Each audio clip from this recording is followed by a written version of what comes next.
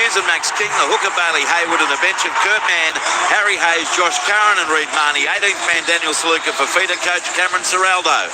For the Warriors, who won 4 of their last 5 games here, Tane Tuapiki, the fullback, wingers Dallin Watney, Zelezniak and Roger Tuabasa-Shek, centres Adam Pompey and Chance Nickel Klugstar, 5'8" Chanel Harris Tavita and the halfback Tamati Martin. Lock Aaron Clark, second rowers Kurt Capewell and Murata Niokore. Front rowers Jackson Ford and James Fisher-Harris with Freddie Lussick, the hooker, and a bench of Sam Healy, Leka Helasima, Dimitri Baimonga and Tanastoa Smith. The 18th man for the Warriors is Eddie Iremaya Toava. Coach Andrew Webster, the referee Adam G. Touch judges tonight are Drew Altram and Kieran Irons with Matt Noyne in the bunker. Who are you tipping, Matthew Elliott? Because I've changed my mind now. I've gone from tipping Bulldogs to tipping the Warriors. Yeah, well, I've gone from the exact opposite, Andrew. I'm going to go back to the Bulldogs. Are you? Yes.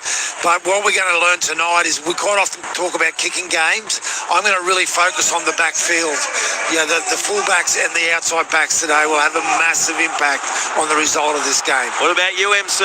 Yeah, I'm going to stick with the Bulldogs, boys. Matt Burton's kicking game will probably be the difference. We'll see. It hasn't been in the wet in the past. The Canterbury shrugged that monkey off its shoulder. It'll be the Bulldogs to get first use of the footy, running right to left. So look at your radio, defending the southern end of Stadium Australia, and are about to get underway. There's the referee's whistle from Adam G. And Tane Tuapiki sends it down to the southeast corner. And now the Bulldogs bring it back with Max King. He's met heavily in defence already. One Bulldog getting back on side has slipped over. And that was their lock forward, Jamin Salmon, as it comes left to Sam Hughes. And the water just rockets off his body as he's met in defence. 19 out from his own line. Plays the ball to Hayward. Sends it right again to King. He's caught 25 out from his own line for Canterbury Bankstown. But the lights on this crowd might be more than 20,000. Might be up more than 25,000. Kick downfield from Burton from inside the 30. Not very deep. Taken by Tuapiki. 31 out from his own line. He didn't make his normal Matt Burton contact there, and Tuapiki scored. 9 short of halfway for the New Zealand Warriors. The ball played, and it comes left to Watney Zelezniak. He's put to the ground about 5 metres short of halfway. Tamari Martin goes in a dummy half. Oh, Dallon's clutching at his face. Very slow to his feet. Crowd encouraging him to play the ball, but he won't do it. He stands there hunched over, and the trainer reaches him now. We've had 1 minute and 1 second. No score between the Bulldogs and the Warriors. And the trainer is with Dallin Watney Zelezniak now. Did you see anything on the replay there, Matthew? Absolutely, Andrew. Direct contact with the head there from Samuel Hughes. Just hits him. He's on report, but it was a late movement, so it wasn't a shoulder charge, but definitely high contact there. Down to the touchline, Michael Carianis. Yeah, and Dallin, after receiving that penalty, goes back to his wing spot, so he's okay. Got assessed by the trainer. I don't think there'll be any issue with the HIA unless the bunker intervened. Sam Hughes on report after just a minute of play for a high tackle. So now the Warriors, after finding touch, 33 metres out from the Canterbury Bankstown line. Ball be played to Freddie Lussick. Sent it centre field left. Aaron Clark got a pass away, and the Warriors 28 metres out. That's where Fisher-Harris is put to the ground, and he lost the ball. We're going to see a bit of that. Fisher-Harris is indicating the ball was stripped from him. And when James Fisher-Harris speaks, very few argue, and we are going to get a challenge after a minute 40. Warriors challenging the decision of it being stripped on field before it squeezed out. Could this be a world record day for challenges? After we saw, 106 in the Sharks-Dragons game. See the right hand here from Jacob Preston. Makes a second effort and pushes the ball out. The challenge by the Warriors is successful. So it's going to be a second straight penalty to the Warriors and a successful challenge for them. Yeah, an immediate signal from the sideline, Andrew, to take the 2 points, which in these conditions makes perfect sense. And it will be Adam Pompey to take the shot. The penalty's 29 metres out, right in front southern end. We've had a minute and 50 seconds of disruption, really, and the Warriors had the chance to open the scoring by Adam Pompey, and James Fisher-Harris there immediately signalled rape. And like I say, when he speaks, you tend to listen. Well, front rowers don't really have a great history in getting those challenges right, but we're going to put James Fisher-Harris as the exception rather than the rule, Andrew. And he doesn't strike me as a time waster, James Fisher-Harris. No, he wouldn't have many words. No. He wouldn't say, I think we should go for a challenge. It just would have been, challenge. That's why I just made the rake signal. Challenge. I reckon it would have been just a... Oh. I reckon he shortened it. We've got to be careful, just because, that's hello.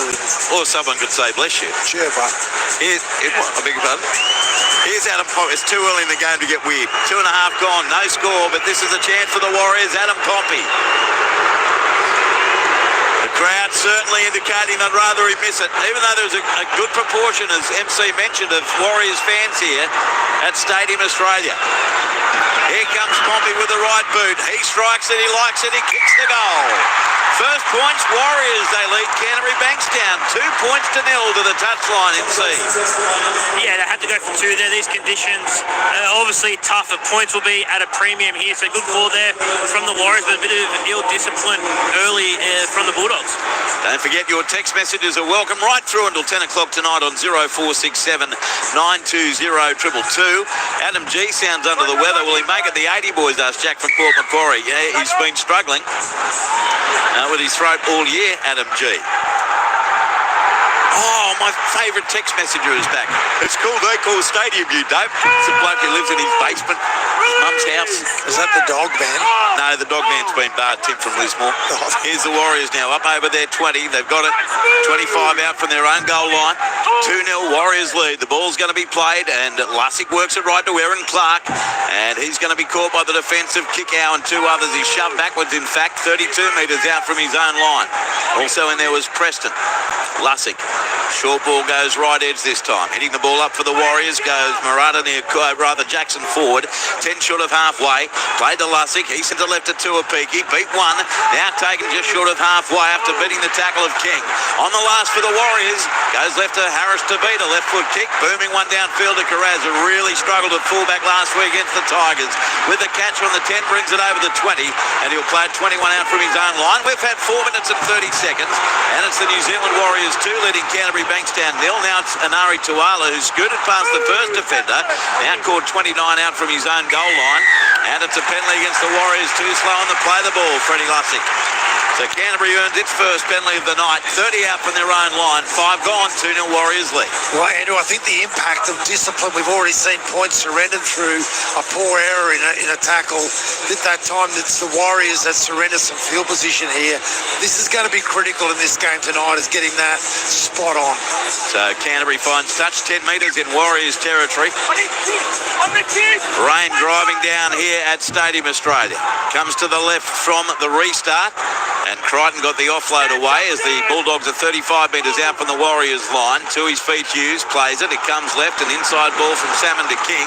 And he's wrapped up 27 metres out from the New Zealand Warriors line. First real chance early on here for Canterbury Bankstown. Hayward goes to his right. Galvin got it on the inside to Carraz. That was a high tackle, I thought. And so did the referee.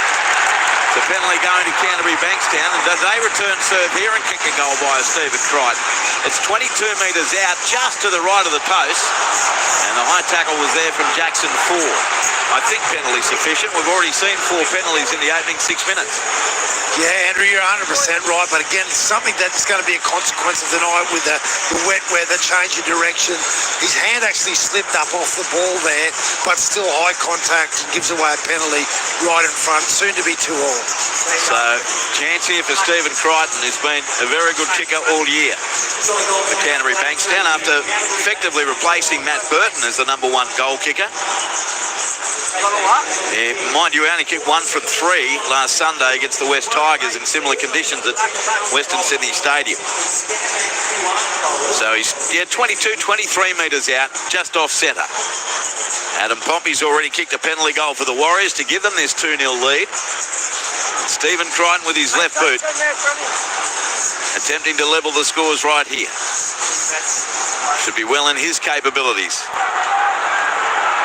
Crichton stares down at the footy. Dead still. Approach of about 5 metres. Looks up at the post. Begins his run up. In he comes. Stephen Crichton strikes it, likes it, kicks the goal. So we are locked at 2-all. Canterbury Bankstown and the New Zealand Warriors.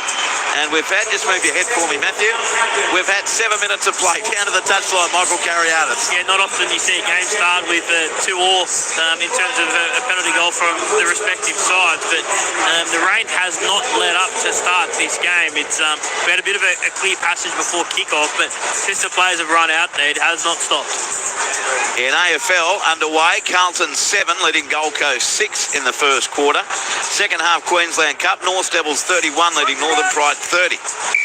The Tuapiki will get us back underway, and he sends it about 10 metres short of the goal line, taken by Tuala.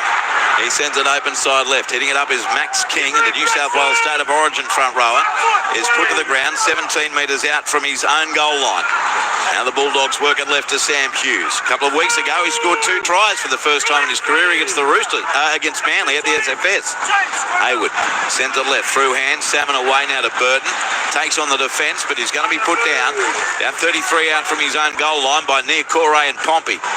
And a kick here early in the tackle count from Galvin, but is straight down to Tuapiki. He did well to sprint to his left, takes it on the full, 17 out from his own line, steps into the defence on his own 30, and already the tactics are very obvious from Canterbury, Matt. That's kick early, kick downfield, and try and pin the Warriors down. Yeah, it's a feature of their game, obviously, Andrew, is their kick chase along with their kick, but it's very hard to establish who's getting the ascendancy early in this game.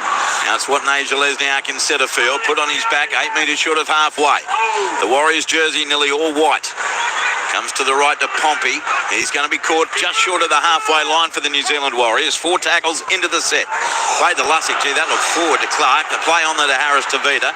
Then he got the ball away to Capewell. And he's wrapped up 9 metres inside Canterbury territory. 15 in from the eastern touchline. Last tackle Warriors. Lussick. Deep pass back. And here's the kick from Tamati Martin into the raindrops. Carraz moves to his right. Catches it 10 metres out from his own goal line. Returns it near the 20. Got through 1. But he's put down 19 out from his own line. 9 gone.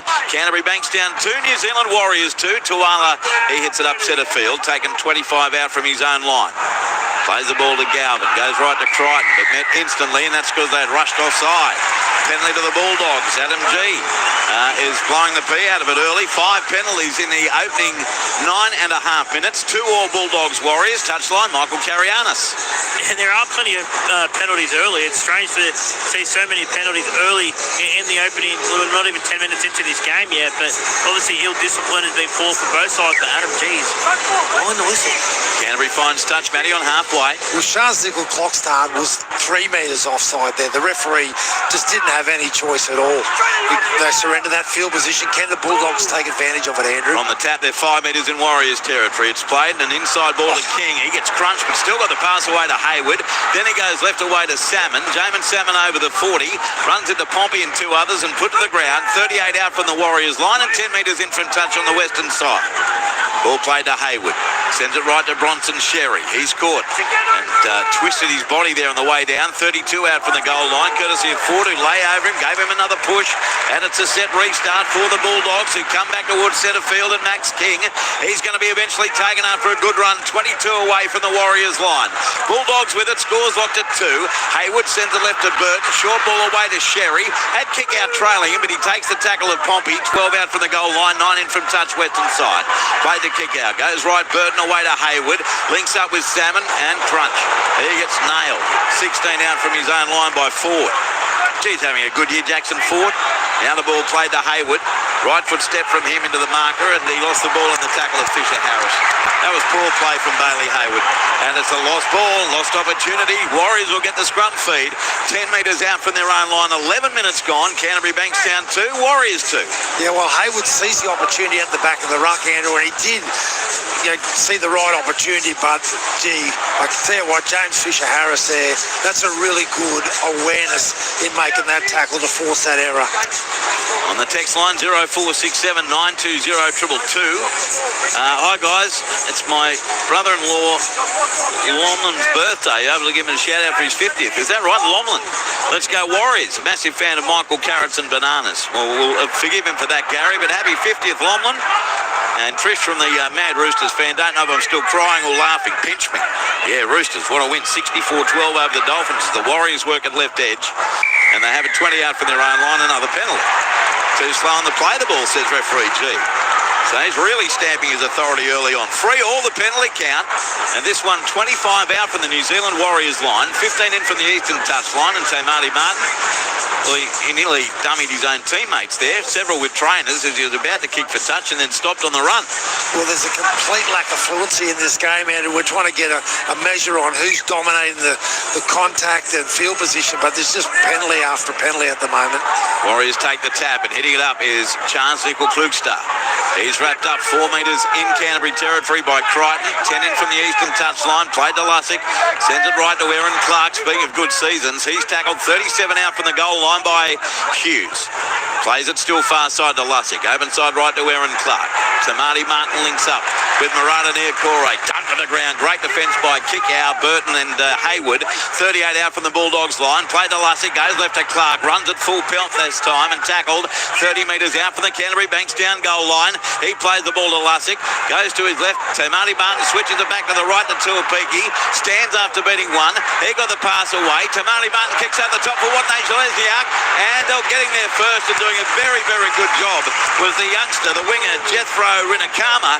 And Canterbury gets it 5 out from their own line. Played and it comes right Sherry. He scored inside his 10-metre line by Lussick. Plays the ball to Burton. Goes right. Rinakama's tackles on play 3. 15 out from his own line. 2 all the score. 13 minutes 30 gone. Saturday Night Rugby League on ABC Sport. Here's an offload away to Burton from his 20 on tackle 3. He says, let's get out of here with the most remarkable 40-20 you've ever seen in your life. He got it on the 20. It was like he's frustrated and just went whooshka with that left boot and finds touch.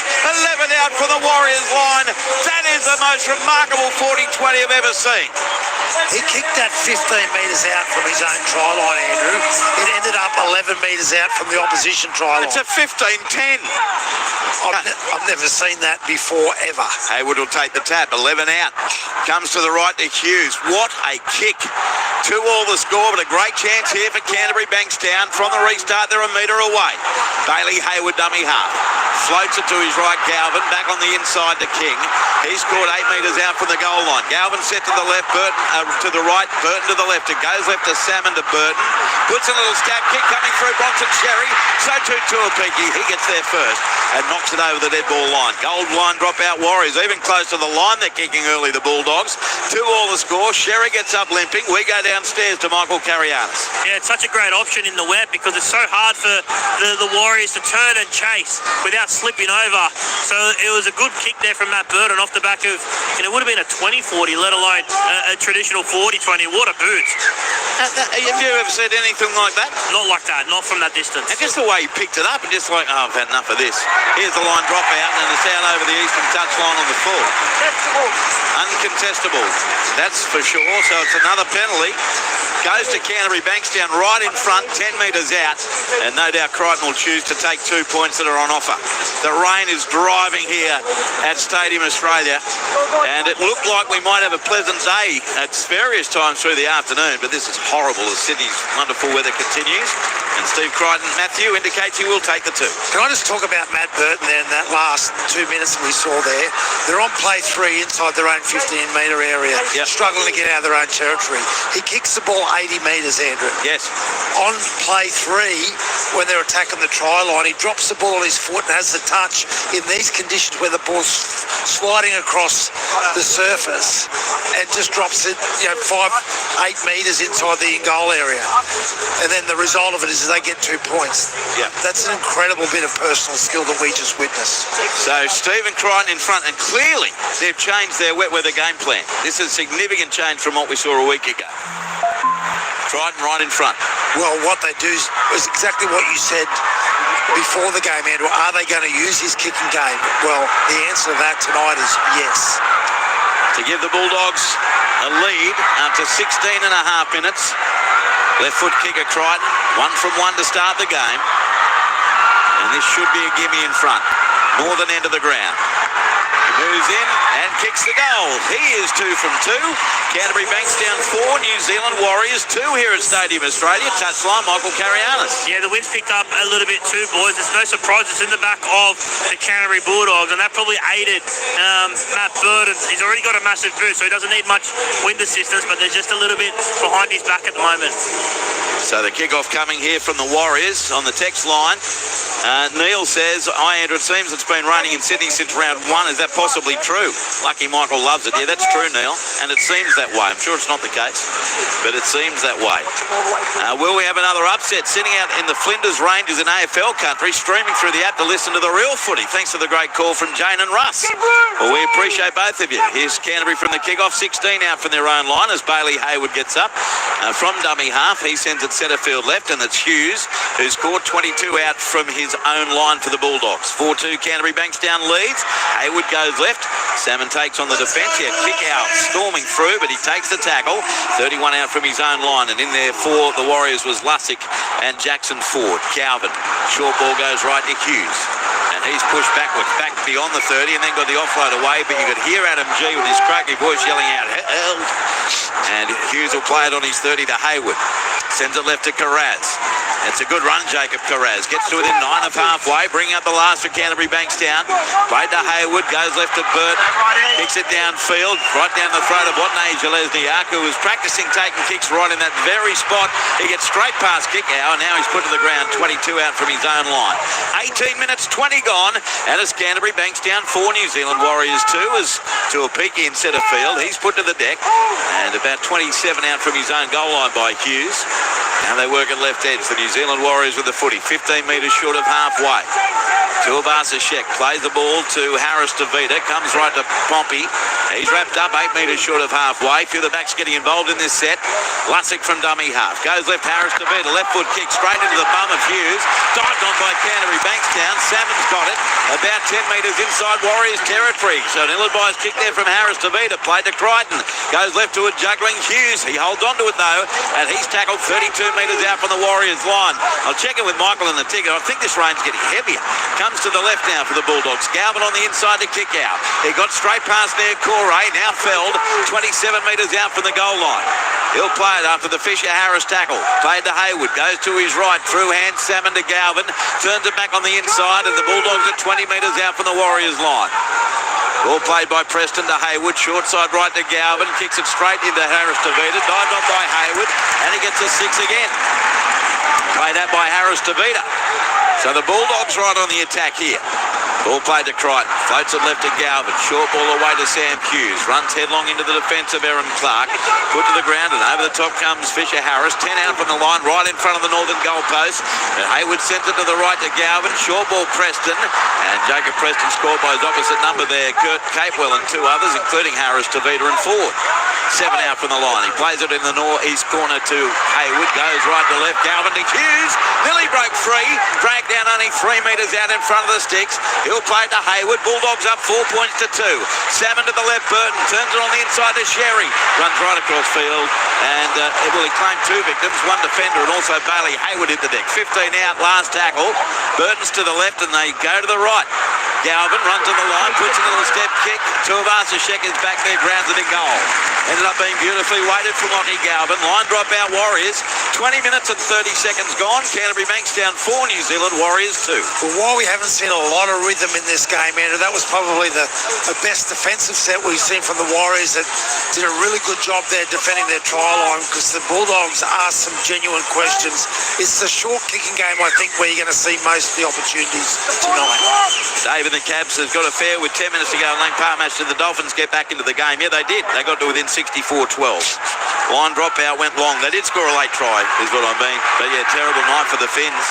Here's the Bulldogs, 9 metres in New Zealand Warriors territory. Joy says, boy, the last 2 weeks like watching mud baths with games in New South Wales. It is. Here's Sam Hughes spinning out of the first tackle attempt.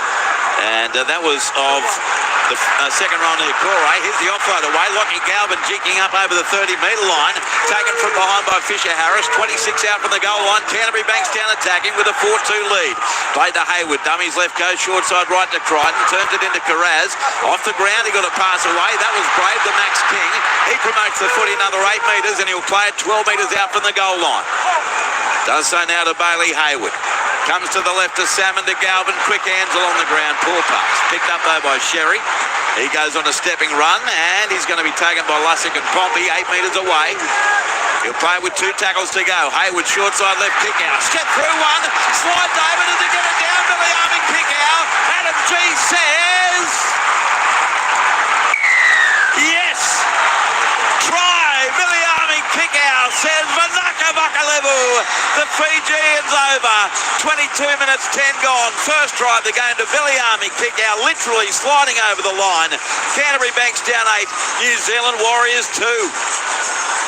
Matthew Elliott. They shift to their left-hand side and they get a quick play the ball, and Hayward does a really good job of going down that short side, sees his back row and Viliami Kinkau, who does a good job as well, gets down low and slides in rather than try and get the ball over the try line, gets down early, scores a try. That's really great awareness in these conditions. To the touchline, Michael Carianis. Yeah, drama for the Warriors as well. Tamari Martin has just come from the field too, boys. He's limp. It looks like it could be a calf issue for Tamari, but we'll just get an update on him. Yeah, well, that's a horrible blow as he's come in for the dump Tanner Boy. He's on the bench, standing on the bench rather than going through the tunnel immediately anyway. Tamari Martin. And Stephen Crichton's lining up this kick 22 metres out, 5 metres in from the western touchline. Bulldogs 8, Warriors 2. Saturday Night Rugby League on ABC Sport with Matthew Elliott, Michael Carianis. I'm Andrew Moore. Now Tamari Martin is heading towards the tunnel. He doesn't want to go off though. He turns around and stays just short of the tunnel. 6-point lead Bulldogs. They lead 8-2. And the commitment in the wet looks nothing like what we've seen against the Dolphins or Brisbane or West Tigers so far. Here's Crichton. Takes a few deep breaths. Rocks from one foot to the other. Moves in with the left boot. He strikes it right across the face. Never looked like it. No goal. So he is 2 out of 3. Canterbury Bankstown 8. New Zealand Warriors 2. Yeah, one of the things we're going to see tonight, Andrew, is what Bronson Sherry came up with in that set. There was a bit of second phase play. They took their time. It was an awful pass, but his actual work off the ground, he got a quick play of the ball. And when you've got that field position, that ruck speed becomes a really important thing. The fight that he made to get to his feet and play the ball, that's the reason why Viliami Kikau got across that try line. Hi, Andrew. Listening from Quobba Station, WA, watching the Whales playing off the coast. Oh, an accompanying photo too. My Dragons made me proud today. Great courage, says Mick from the Gong. Yeah, that was a great win from your St George Illawarra side, Mick, no doubt, over Cronulla Sutherland. Guys, loving the call. Do you think the NRL should bring back the Steelers and West, but put the Steelers in Perth? No. Thank you for the text, though, Adam. You put a little beer mug emoji next to it, so I'm assuming you've had a sports drink. But thank you for your text nonetheless. Now it's Canterbury on play 2, leading by 8 points to 2. 28 out from their own goal line in the AFL. Gold Coast 21, leading Carlton 19 in the first quarter. And in the Queensland Cup full-time, North Devils 31 beat Northern Pride 30. Here's a kick downfield again early in the tackle count. Not angled for the touchline, but Tuapiki goes back. He'll pick it up only 5 out from his own line for the Warriors, and then nailed by Stephen Crichton and Jacob Preston. 10 out from his own line and 12 in from touch in that northeast corner. Plays the ball and comes right to Roger Tuivasa-Sheck. He's tackled 13 out from his own line. Chanel Harris-Tavita in a dummy half. He'll go to his right. Hitting the ball up. Is that Halasima on the field down for the Warriors, taking that hit up? And it is. He plays it on his own 20 to Lussick. Short side left to Fisher Harris. He scored 28 out from his own line for the New Zealand Warriors. 2 tackles left for the visitors. Here's a short ball right. Tackle made on Clark. 12 short of halfway. Bring up the last. And the dummy half is Lussick. Goes left. Harris to beat to the kick from 15 short of halfway. And it bounces down to Jacob Carraz on the Bulldogs 20 as Dimitri Baimonga comes on the field for the Warriors as well. And Carraz from the return has scored 13 short of halfway. Double change here for the Bulldogs as Jacob Carraz loses the ball. And it's going to be a scrum feed for the Warriors, pending a Bulldogs challenge here. 12 metres in Canterbury territory. Both Max King and Sam Hughes have come from the field. So Harry Hayes will have come on and Josh Curran for Canterbury. Let's go, boys. And it will be a scrum feed to the Warriors. 39 out from the Bulldogs line. 14 minutes 20 to go in the first half. Canterbury 8, Warriors 2. I think it's Clockstart that's gone into the 5'8" position, Andrew, so they've restructured their back line. I'll give you some feedback on who's gone to that left centre position in a tick. The ball's played. It comes left to Halasima. He's going to be tackled about 35 out from the Bulldogs line on play one. Galvin was there with Preston and he can't get to his feet. Leke Halasima. 20 in from the eastern touchline. Of course, Kurt Capewell's shifted out there to left centre, as we've seen him play a lot this year as well. So it's not a huge restructure for them as we see that player slow to his feet. Oh, good collision. Was there a head clash in there between Galvin and Halasima? So he'll go to the left edge back rower, Capewell to centre, and he's still with the trainer. Touchline, Michael Carianis. Yeah, you guys have nailed that, those positional switches. And just on Tamario Martin, it was actually a Category 1 HIA, so his night is over. He came off with a calf complaint as well, but it's been deemed by the independent doctor Category 1, so he's out of the rest of the game. And next week, so that's a body blow for the Warriors. And Halasima still getting assessed by the trainer. And looking at their bench, they've got Sam Healy as a dummy half, Leke Halasima, who's a back rower, Dimitri Baimonga as well, and Tanner Stowers-Smith as a middle forward. So not all that well equipped to handle an injury blow like that to one of their feature backs. Round the grounds, AFL, Gold Coast 34, Carlton 19 in the first quarter. So on the field now, Halasima goes for an HIA, and on comes Tanner Stowers-Smith. So a lot happening. There's a lot been happening in this entire game, Andrew, and sometimes stats lie. I've got a few here that I'll share with you in a tick. I'm on the edge of my pew as Vaimonga hits it up for the Warriors. Tackle 29 out from the Canterbury Bankstown goal line. Chance for the Warriors to hit back here. Lussick goes right to Aaron Clark. Stroll through Harry Hayes into Kickow and Hayward, and he's pushed backwards a little, and the ball comes out the back. It's play on for Harris Tavita. Scoops it off the deck, and he scored 24 metres out from the Canterbury Bankstown line by Preston and Hayward. Plays the ball to Lussick. Goes right to Stowers-Smith. He's wrapped up 18 metres out from the goal line. And over the top there was Hayes. Lussick spins it left to Harris Tavita. Comes back to the right. The open side to Tuapiki. He gets buckled. 18 out from the goal line. Terrific tackle that coming from Jamin Salmon. Or was it Preston? It's Preston. Here's a kick over the top from Harris Tavita. The ball tapped back by Tuivasa-Sheck to Capewell. He puts in another stab kick, but diving on the footy is Canterbury Bankstown fullback Jacob Carraz. 3 out from his own line. He plays it quickly to Galvin. Goes left to Anari Tuala. And he's wrapped up 9 out from his own line. 13 left first half. Bulldogs 8, Warriors 2. Matthew, I can't wait any longer. What are we going to share? I'm just saying that the Warriors are completing at 100%, but only had 36% of possession. So sometimes we don't get the full understanding from stats because the Bulldogs are dominating this game, that's for sure. Hayes 27 out from his own line. Plays it to Hayward. Here's another let's get out of here kick from inside his 30 by Burton. It bounces inside the 20. Tuivasa-Sheck has it. 10 metres out from his own goal line. He heads up over the 20 into the chase. Headed by Galvin and Curran. 23 out from the Warriors line. Almost 28 minutes gone earlier. It was the Roosters 64 beating the Dolphins 12. And St George Illawarra upsetting Cronulla Sutherland 22-14. We'll have plenty to talk about no matter what happens here in the post-game show, that's for sure. As now the Warriors have it. 15 metres short of halfway. Nickel Klugstar plays it to Lussick. Goes centre field left to near Corey. He's wrapped up 6 metres short of halfway. 2 tackles left here for the New Zealand Warriors. Lussick goes right and a kick downfield coming from Kane Tuapiki. Bounces down to the southwest corner. Taken on the bounce by Carraz, who returns it into Pompey, and also in there was Vaimonga. About 28 out from the Bulldogs line. Played to Burton. Goes right to Rinakama. He's smashed to the ground. 31 out from his own line by Vaimonga and Niakora. Burton goes right to Galvin, away to Tuala. Going nowhere. Nailed by Harris Tavita and Stowers-Smith. Just outside the Bulldogs 30. Hayward sends it left now to Carraz. He's up over the 40 on play 4. 7 short of halfway. Now played to Hayward. Short ball goes right.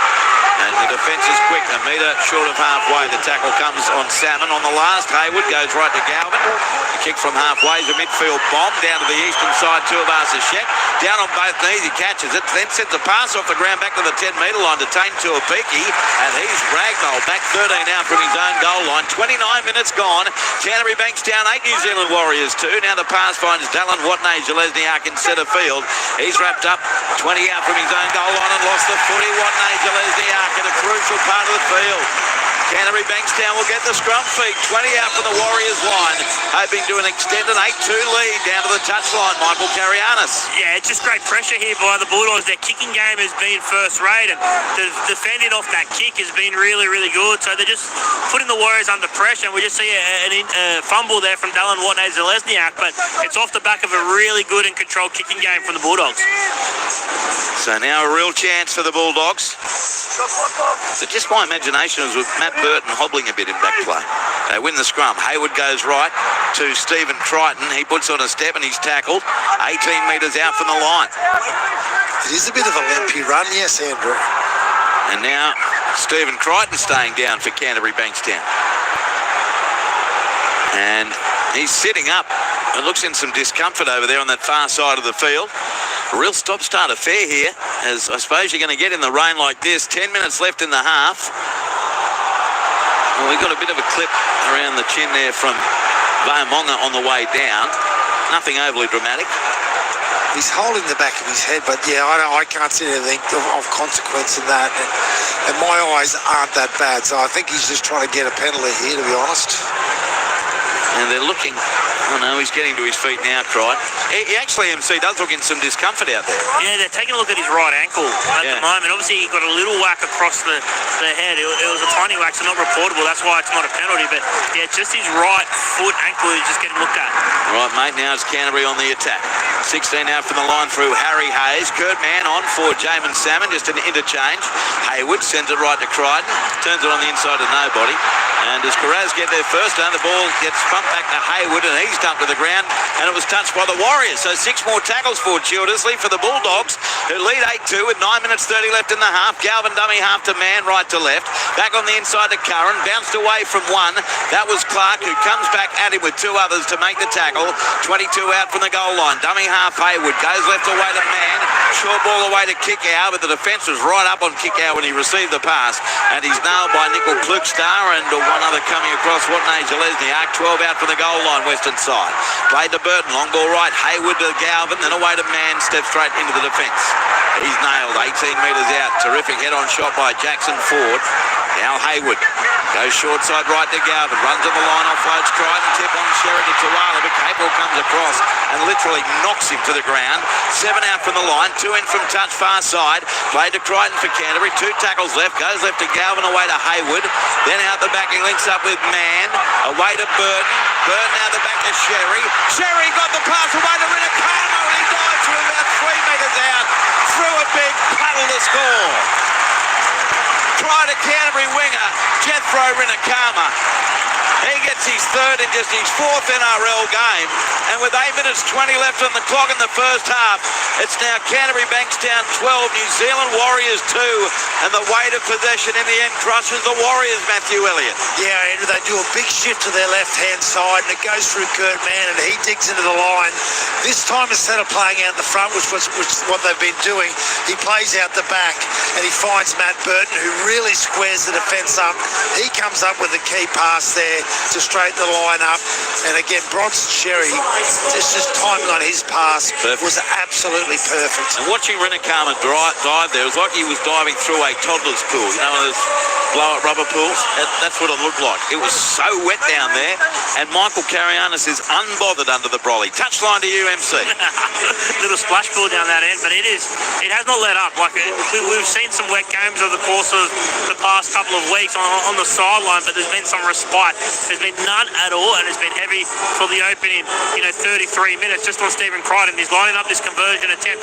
He did have a conversation with the trainer about his foot, but said he was okay. Okay, that's good news for Crichton, who's going to take this kick 22 metres out, a metre in from the western touchline. It's kick 2 from 3. His miss was similar to where he is now. Yes, Padre. I'm just saying it's one of these games where there's not a huge difference between the performance of both teams. Thank you, Matthew. Well, I don't want to say anything because he's about to kick the goal. And yet you did. Here's Crichton, 22 out, a metre in from the western touchline. Do we know Mercury is still there? Here comes Crichton with the left boot. He strikes it, heading towards the post. He likes it. He's kicked the goal. That's a mighty kick. Crichton 3 from 4. Canterbury Bankstown 14. New Zealand Warriors 2. 7 minutes left in the half. On the text line 0467 920 222. Dave the Coltrane Taylor did the same big kick like Burton while he's playing for Queensland Cup for Central Queensland Capras. Both kicks are impressive, says Mike. Can you tell me where the Roosters are on the leaders board? Yeah, they're 9th at the moment after that win. Kath says, good evening, Andrew, Matthew and MC. What horrible conditions this game's being played in. I don't support either team, but boy, do I have huge respect for them. By the way, is there any chance I can get a shout out for my 60th birthday today? My Eels don't play until tomorrow on my birthday. It's over by then. No, Kath, you know, you got to keep it going for a whole weekend, but many happy returns to you, Kath. You're one of our loyal listeners. We appreciate you and I hope you've had a lovely, lovely birthday. Here's Canterbury from the kick-off, 15 out from their own goal line. Ball played to Hayward. Comes left to Harry Hayes. And he's caught 20 metres out from his own line. 6 minutes 30 left first half. Canterbury Bankstown 14, New Zealand Warriors 2. Goes left to Mann, taken by Clark and Stowers-Smith. 27 out from the Bulldogs line. Hayward goes right to Galvin. And he must be cobbled, Burton, because he's been kicking amazingly. And all Galvin now, and straight down the throat of Tuapiki. And he returns it over the 40. It's not quite the same from distance anyway, between Burton and Galvin. As Tuapiki 10 short of halfway, plays the ball to Nickel Klukstar. Goes left to Tuivasa-Sheck. And Rogers caught 5 metres short of halfway for the Warriors. 14-2, they're trailing. Ball played. And it comes open side right to Watney Zalesniak. He's caught a metre inside the territory of Canterbury Bankstown. Centre field played to Lussick. Goes right to Pompey. He charges at the line, but put to the ground by Hayward and Burton. 7 metres in Bulldogs half. 4 tackles into the set. Lussick spins it left to Clark. Dummies, goes himself, and he's going to be wrapped up ultimately by Hayes. About 32 out from the goal line. Mann was there as well. Played on the last, and Harris DeVita from 33 metres out.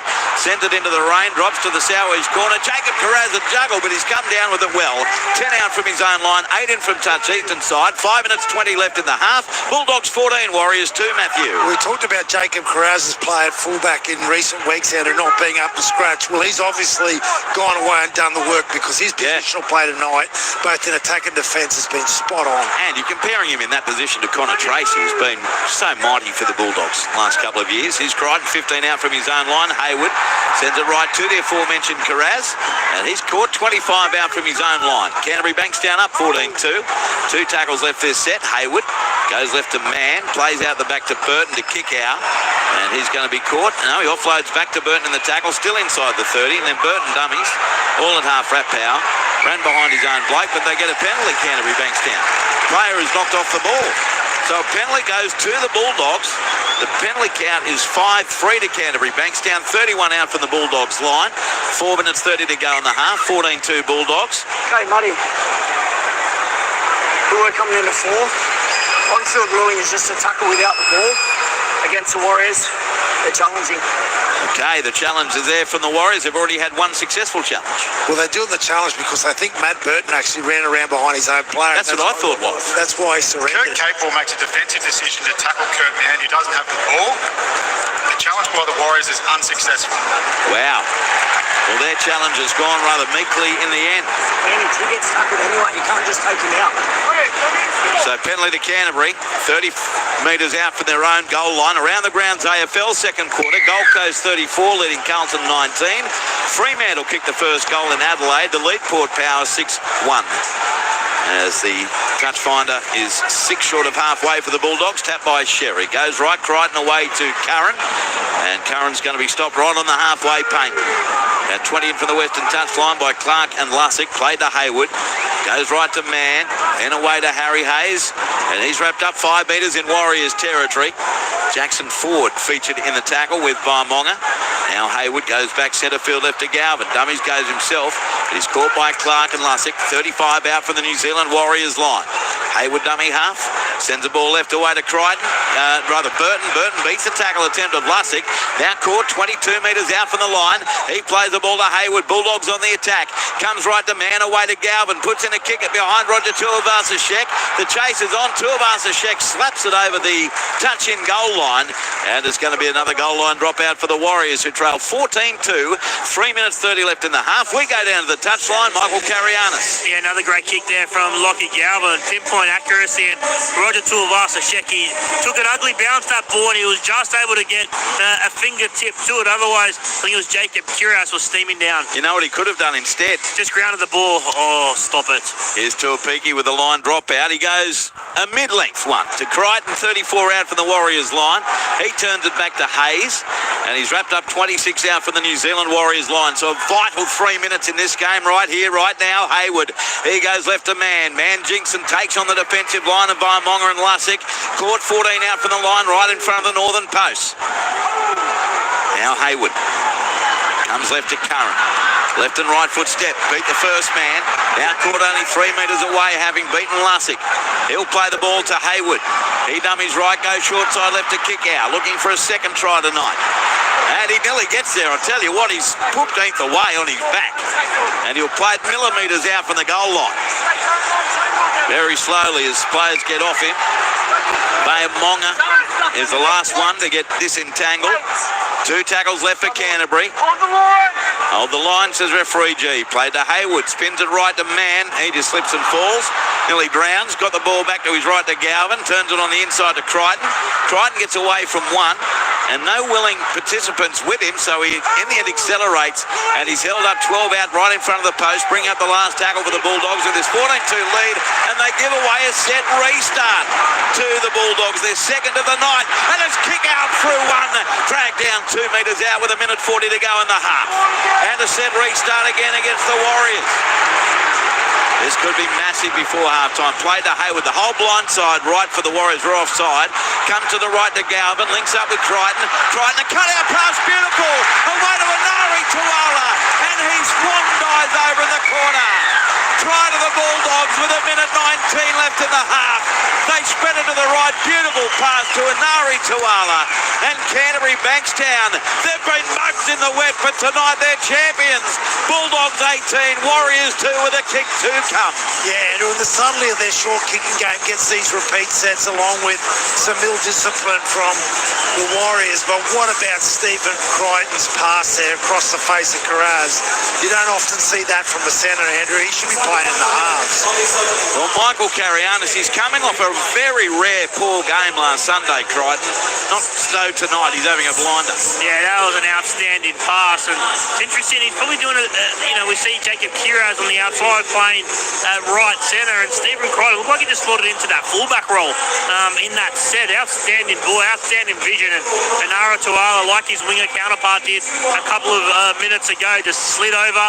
Nice slide for the try. So now the conversion attempt will come right from that eastern touchline. Crichton will take the attempt. He's had some tough ones, but for the Bulldogs, he has kicked 3 goals from 4 attempts. Clock ticking, only 5 seconds to go in the half. So this is going to be, especially given the conditions, a very, very handy lead. And the Warriors staring down the barrel of a slip slide down the table. They've lost 2 in a row at home to the Gold Coast and Dolphins, and now down 18-2 to Canterbury Bankstown. Yeah, the attrition that the Bulldogs do, they've actually made nearly 80 more tackles than the Bulldogs, and they've missed 28 tackles in the process. So that's a lot. It is a lot, Andrew. Here's Crichton from touch, just to add some icing on the cake. 22 metres in, out just in from the eastern touch line. Left foot kicker, Stephen Crichton. Here he comes with the left boot. Strikes it, heading towards the post. He likes it, he's kicked it, what a kick. He's 4 out of 5, what a game he's having. And at halftime, what a game Canterbury Bankstown's having.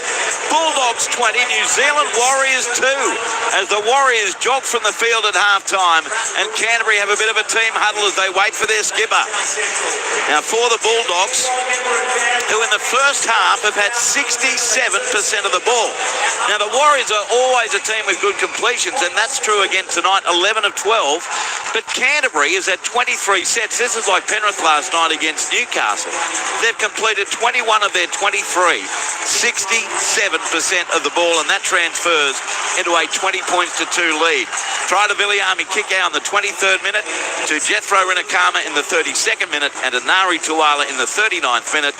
Stephen Crichton, 4 goals from 5 attempts. Sam Hughes on report in just the 2nd minute for a high tackle on Dallin Watney-Zelezniak. 3 restarts for the Bulldogs. Warriors open the scoring with an Pompey penalty goal very early on. They've had a successful and then an unsuccessful challenge. No restarts. Penalties, 5-3 to the Bulldogs. It's all the Bulldogs, honestly, isn't it, with those stats and the scoreline, Matt Elliott. 20 points to 2 they lead. Absolutely, Andrew. When you read those stats out, what you also need to understand is that's going to have an impact in the second half as well if the Bulldogs can complete at a higher rate and the Warriors can't get that possession, because the energy used in that first half to actually stay that close in the game, even though the scoreline may not indicate it, is going to take a toll. Michael Carianis, most of the plays been down at your end in the first half. Outstanding opening 40 minutes from the Canterbury Bulldogs. I just don't see how the Warriors get their way out of this, and they've come with a perfect game plan, Canterbury. Great kick, great pressure, great chase, and even with the ball, they haven't been afraid to shift and try and strike on the Warriors' edges, and they've been outstanding, Canterbury. The Warriors started the game well, but just fell away late.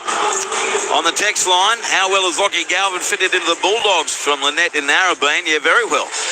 Warriors don't get enough out of RTS. He's wasted out there on the wing. Even if he's happy to play, they should be swapping him with Tuapika. Well, Nick, remember, though, for about 4 weeks in a row, he's run for over 240 metres, Roger Tuivasa-Sheck.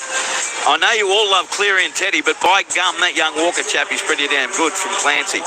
Yeah, he is. And if you've listened to our calls, Clancy, and I know you have, you'll know we love Sam Walker. Andrew, Matthew and Michael, due to having our 7-month-old baby keeping us run off our feet, I've been out of the loop with the Warriors spine. Can you explain what happened to Charles Nickel-Klukstad being the unquestionable fullback, now playing in the setters, and putting Tane Tuapika into the spot instead of RTS? Great call, guys. Go the Dogs. And shout out to Rog at Storm King from Geordie at Yamba. It's just basically come about through injuries. Yeah, they're getting their best personnel out there. Timbo says, seems like the sturgeon moon brings rain. Makes sense. Jethro looks like a sturgeon scoring that try. He did. The other real thing that will turn that half around, Andrew, is can we just remind ourselves about that 80-metre 40-20 that we saw from Matt Burton? Yep. That's where all the momentum started, from that single play from inside his own 15-metre area. Yeah. That was mind-blowing. That was unreal. G'day, fellas. Charlie and the Hobbit listening in Normanton up in the Gulf. Great call. Really enjoying. Good on you, Charlie. Hello, Hobbit. It's embarrassing how many people text in asking their team's position on the ladder, the same phone they're texting from. Could easily tell them. Well, that's true, but we're in the information business. That's all right. Nathan says, are the Warriors in danger of dropping out of the top 8 altogether? Yeah, we'll look at that more after the game, but there would have to be a sad yes to that. Boys, why do people bother with nasty texts when they don't even know you? I can say you're one of the nicest persons around. Matt should be happy with the Dragons, says Ballina Bronco. Well, we've met Ballina Bronco in Ballina, which was a pleasure. But it doesn't worry me, Ballina Bronco. It's all good. And Dion says, Andrew, Matthew and Michael, I hope you boys have a wonderful weekend. I hope MC's staying safe in the rain. Keep up the good work, boys. Dion, he is staying safe, but he's also getting wet. 20 points to 2. Bulldogs lead Warriors around the grounds in the AFL. Gold Coast 42, leading Carlton 25 in the second quarter, while in the first quarter, Fremantle 15, leading Port Adelaide 3. You're with Matthew Elliott, Michael Carianis. I'm Andrew Moore on ABC Sport, and it's 20 points to 2. Canterbury Bankstown leads the New Zealand Warriors. Do we have another one of these dramatic comebacks left in us here at Stadium Australia? We'll find out on the other side of the ABC News.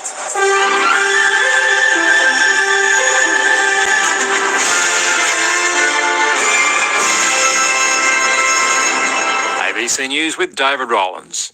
The New Zealand Prime Minister says Israel's actions in Gaza in the past 24 hours have plumbed new levels. Australia and New Zealand's foreign ministers have signed a joint statement along with the UK, Germany and Italy, condemning Israel's plans to launch large-scale military action in Gaza. Prime Minister Anthony Albanese has been in Queenstown today, meeting with his New Zealand counterpart Christopher Luxon, who says the neighbouring countries share the same position. It's certainly plumbed new levels, and that's why you've seen both of our foreign ministers sign up to a statement today with other countries as well, 3 or 4 other countries, to make that very clear that actually even the latest action of Israel we've seen in the last 24 hours is wrong, and actually it risks violating international law. Ukrainian President Volodymyr Zelensky says his country's territorial integrity is enshrined in its constitution and is non-negotiable, ahead of talks between the US President and his Russian counterpart in Alaska next week. Here's the BBC's Jonathan Beale. President Zelensky said Ukraine would not give Russia any reward for starting the war. In his first reaction to reports that Presidents Trump and Putin will discuss Ukraine giving up some of its territories in the east, for which Ukrainian soldiers have been fighting and dying, Mr. Zelensky made clear that was unacceptable under the nation's constitution. He said no one can change that. He did not directly criticize Donald Trump, but stated that any decisions without Ukraine were dead decisions that will never work. They would, he said, be decisions against peace. The city of Nagasaki has marked 80 years since the second atomic bombing of Japan by the United States. The attack killed tens of thousands of people just 3 days after the bombing of Hiroshima. Dignitaries gathered at the Nagasaki Peace Park, where Japanese Prime Minister Shigeru Ishiba spoke at 11:02 in the morning, the exact time the plutonium bomb exploded above the city. Mr. Ishiba says Japan is committed to creating a world free of nuclear weapons. No matter how difficult the circumstances may be, as the only nation to have suffered from the atomic bomb in war, it is our mission to uphold the three non-nuclear principles and take the lead in international efforts to achieve a world free of nuclear war and nuclear weapons. The ABC understands that the Tasmanian government will end its funding for greyhound racing by 2029, effectively winding up the industry in the state. The timing coincides with the end of the current funding deal for the code, which concludes in 4 years' time. The Liberal government's move comes amid its attempt to secure the support of crossbenchers after failing to win a majority at the recent snap election. The ABC has contacted the government and Tas Racing for comment. Police are searching for 6 males following a stabbing in Melbourne's southwest. Police say the group, armed with machetes, assaulted a 14-year-old boy at the Pacific Werribee shopping centre in Hoppers Crossing just after 4:30 this afternoon before fleeing in a black sedan. The boy has been taken to hospital with non-life-threatening injuries. Police are investigating the incident. Staying in Victoria, where a council in Melbourne's west says it remains committed to the construction of a stadium and activity precinct, despite its major partner, Soccer Club Western United, losing its licence to play in the A-League men's competition. Joshua Allen has more on this story. Football Australia stripped the club of its licence after an independent body judged it was no longer fit to hold it. The club has faced financial issues in recent years, delaying payments to players and staff, and was banned from registering players by world governing body FIFA following a dispute with a former player. The club partnered with Wyndham City Council to announce the Wyndham Stadium precinct, which included a 15,000-seat stadium and a world-class entertainment, business and residential precinct. Council says it's protected by robust commercial and financial contracts with the club and remains committed to delivering its vision.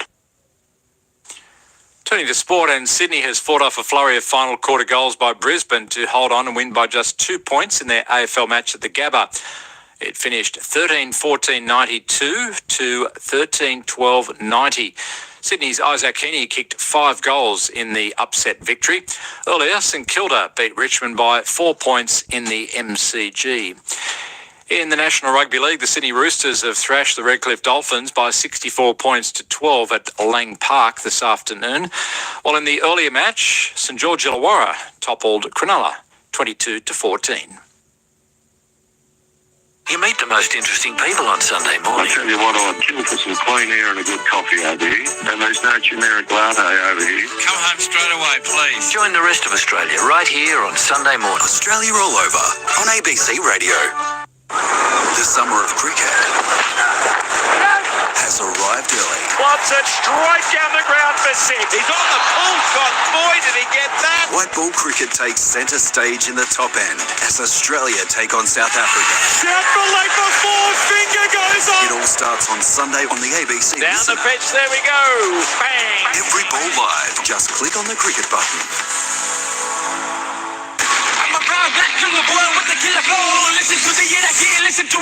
The 2025 NRL Premiership. It's Indigenous round. He'll play with 2 tackles to go. Hayward short side left pick out. Step through one. Slide David to get it down to the arming pick out.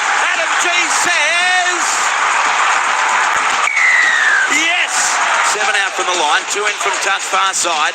Played to Crichton for Canterbury. 2 tackles left. Goes left to Galvin, away to Haywood. Then out the back, he links up with Mann. Away to Burton. Burton out the back to Sherry. Sherry got the pass away to Rinakama, and he dives from about 3 metres out. Through a big paddle to score. This could be massive before half-time. Play to Haywood, the whole blind side right for the Warriors, are offside. Comes to the right to Galvin, links up with Crichton. Crichton, a cut-out pass, beautiful. Away to Anari Tuala, and he swan dives over in the corner. Try to the Bulldogs with 1:19 left in the half. ABC Sport. Indigenous Round, recognising the contributions of Aboriginal and Torres Strait Islander peoples to the game of rugby league. Tonight, Canterbury Bankstown is handling the wet beautifully. And at halftime, the rain has certainly not stopped. A little lighter than it was for the majority of the first 40 minutes. Canterbury Bankstown leading the New Zealand Warriors by 20 points to 2. And Matt, just listening to that promo before the highlights, can you believe that there is cricket on from tomorrow night in Darwin, Australia and South Africa? No, I'm doing the footy, but there is. It's coverage on the ABC, 7:15 first ball on the ABC Listen app. And I heard about actually having more cricket up north early in the season as well. So that's a good thing for those communities up there as well, Andrew. Oh, that's for sure and certain. That'll be great. Series up there, but it's almost beyond early in the season, isn't it? Yeah, it's a bit. We're August. It's a little bit mind-blowing, but I'm not going to go down that path because I'm going to embrace the newness of it, Andrew. I'm going to embrace it. I'll still be listening or watching, that's for sure. All right, team's about to come back for this second half. Matty, in terms of the Warriors, what do they do to get out of this? I mean, the first thing they've got to do is get some footy, surely. Well, Andrew Webster's going to talk about that for sure at halftime, about just cleaning up their discipline. They gave away a lot of 6-agains inside their own 20-metre area and some unnecessary penalties about being offside. I get the need for line speed, but you've got to actually leave at the right time, and they got pinged a few times there. And obviously they've been really disciplined with the ball. They just haven't had enough of the ball, so they've got to treasure it. Yeah, only 12 sets in the first half. And Michael Carianis, what are you seeing differently from Canterbury tonight, bearing in mind how bad they've been in the wet? Because that's the exact opposite here. Yeah, I think they play classic wet weather footy as the rain, believe it or not, gets harder. They've just kicked really, really well and chased. And then even with the footy, they haven't been super conservative, right? They haven't been afraid to shift the ball. That's why both wingers have scored tries. And that's through the end of a shift, particularly the first try on this left edge was, lots of hands involved in that. So they've been really, really impressive. Now, Matty, I know you're not the type of person to have ill will on anybody. That's not who you are. But are you really grateful not to be on the sideline tonight, especially after what you endured in Wollongong last Saturday? Well, I admire that MC is we normally get a little, but he's been we normally call the ambulance about now. Yeah, but he's been really resilient tonight, so I'm going to tip my hat to him. And he's right. The rain hasn't lightened off like you said. Well, half time it had. It heard you say it and went, okay. I'm blaming the sturgeon moon. Enjoy the Sydney rain. Clear skies in far north Queensland. Fire in the backyard. Raining beers. Love your work, says Scott. Well, that sounds like a better precipitation than what we're getting, Scott, that's for sure. Brian from Umina, doesn't sturgeon produce caviar?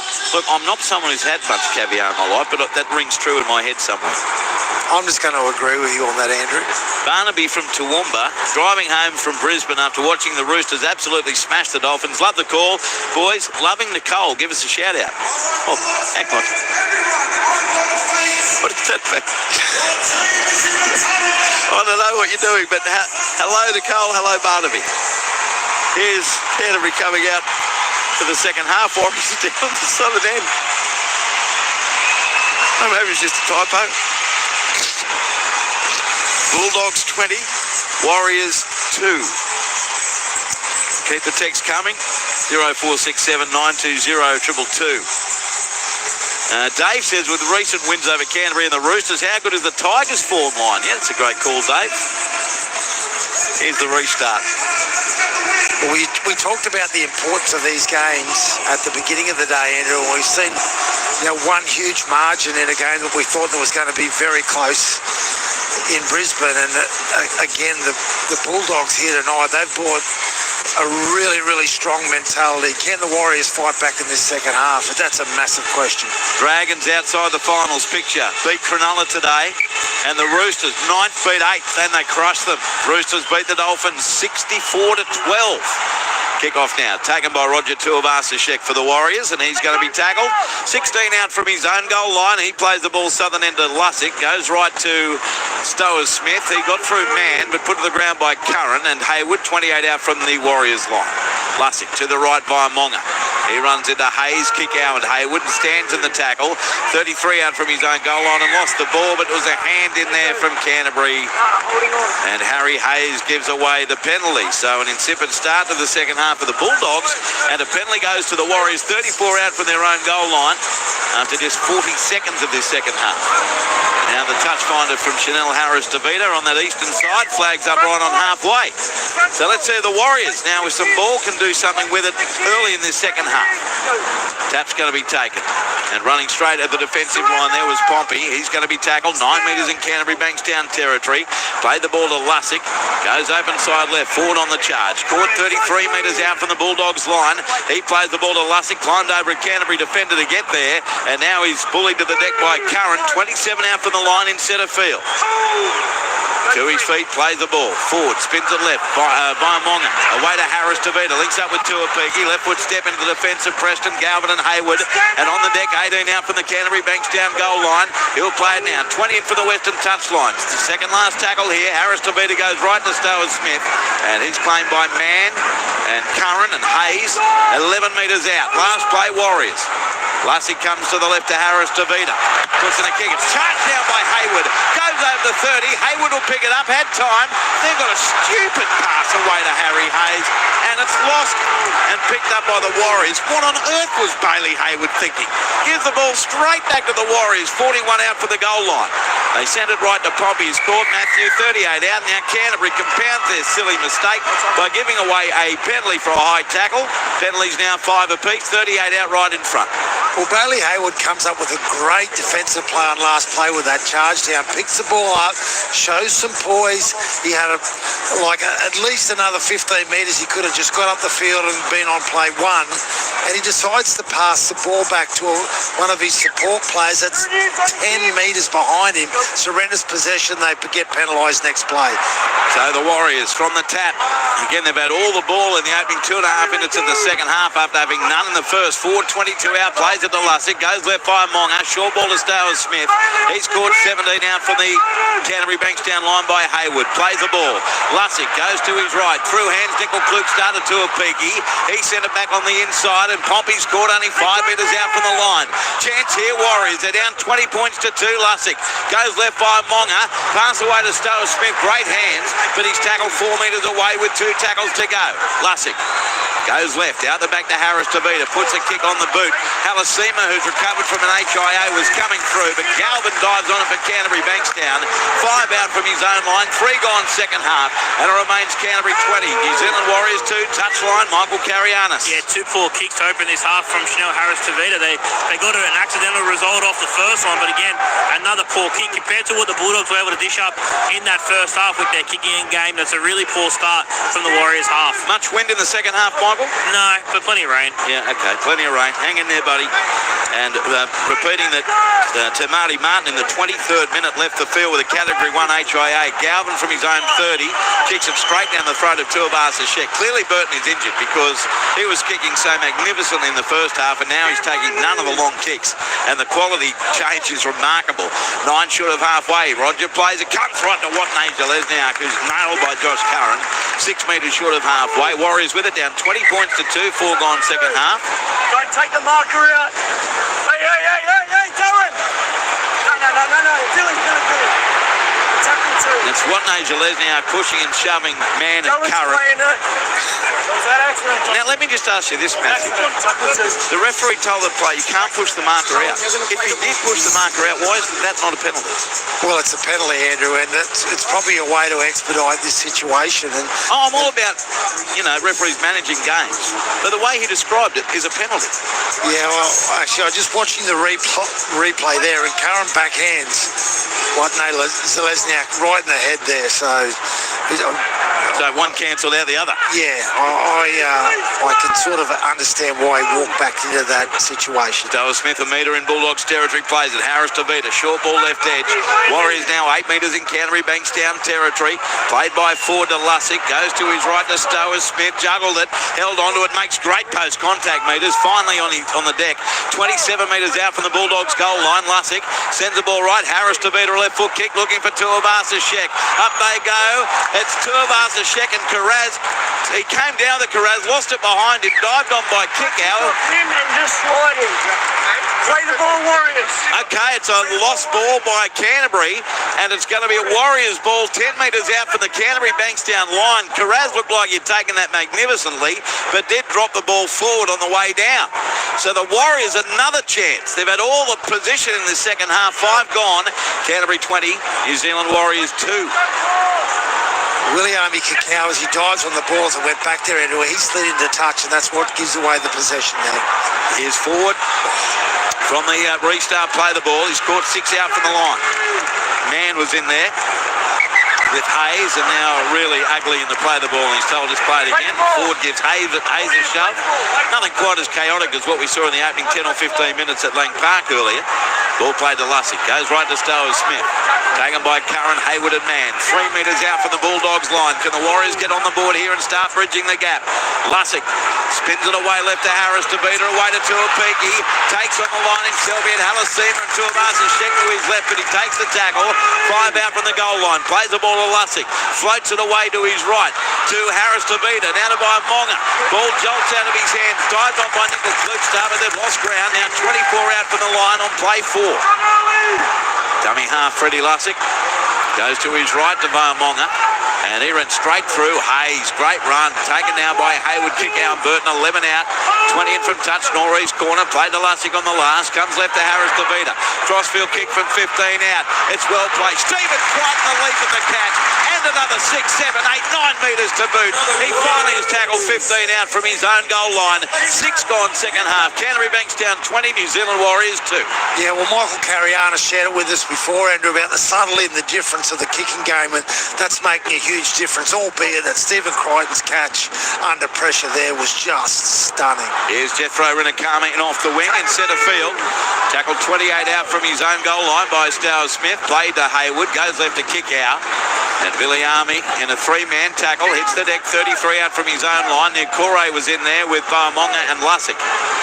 Ball played to Hayward. Comes to his right to Jacob Carraz.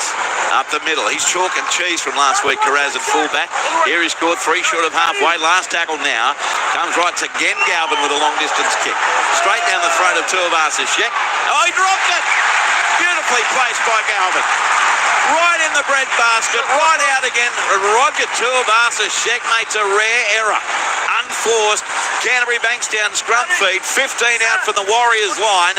7 minutes 15 gone second half. Bulldogs 20, Warriors 2. Touchline, Michael Carianis.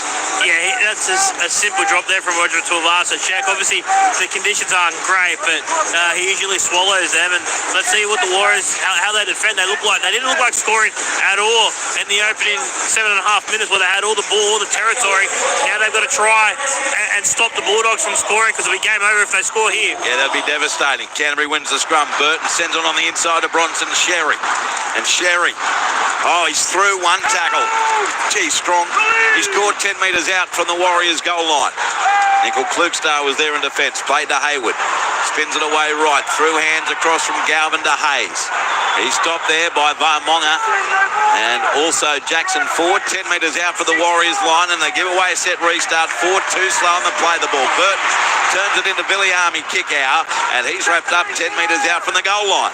Restarts 4-0 in favour of the Bulldogs. And that due to the amount of ball they've had, if nothing else. Galvin, dummies goes himself. And Varmonga is there with Sam Healy, who's just come onto the field. And the tackle made 5 metres out from the New Zealand Warriors line. He'll give them some spark, Healy. Played to Hayward. Still no Reed Marnie for Canterbury. Man goes right to Stephen Crichton. Put it on the toe of his right boot. Slip sliding everywhere. And Healy dives on it a metre out from his own line, but dragged it forward. And knock on from Capewell, actually. The knock-on comes a metre or two out from the Warriors line, and Canterbury Bankstown, Matthew, will have a scrum feed. 10 out for the goal line right in front of the Southern Coast. 9 gone second half. Still 20 points to 2 in favour of Canterbury. Yeah, well, Steve Crichton, I don't know about the decision there to put the grubber in, because when you've got kickers like Galvin and Matt Burton in your team, you should really let it up there, because he's obviously a very good runner of the ball, but they get the possession back, Andrew, and they maintain this pressure. So, scrum to be fed 10 out. Canterbury win it. Hayward goes left. Crossfield goes Crichton, and he accelerates past one. Crichton for the goal line. He's over. That's a bit of magic for the Bulldogs captain. He's playing it right centre. He went to the left. He did it all himself. Crichton, brilliant. This is his best game since that win over Canberra.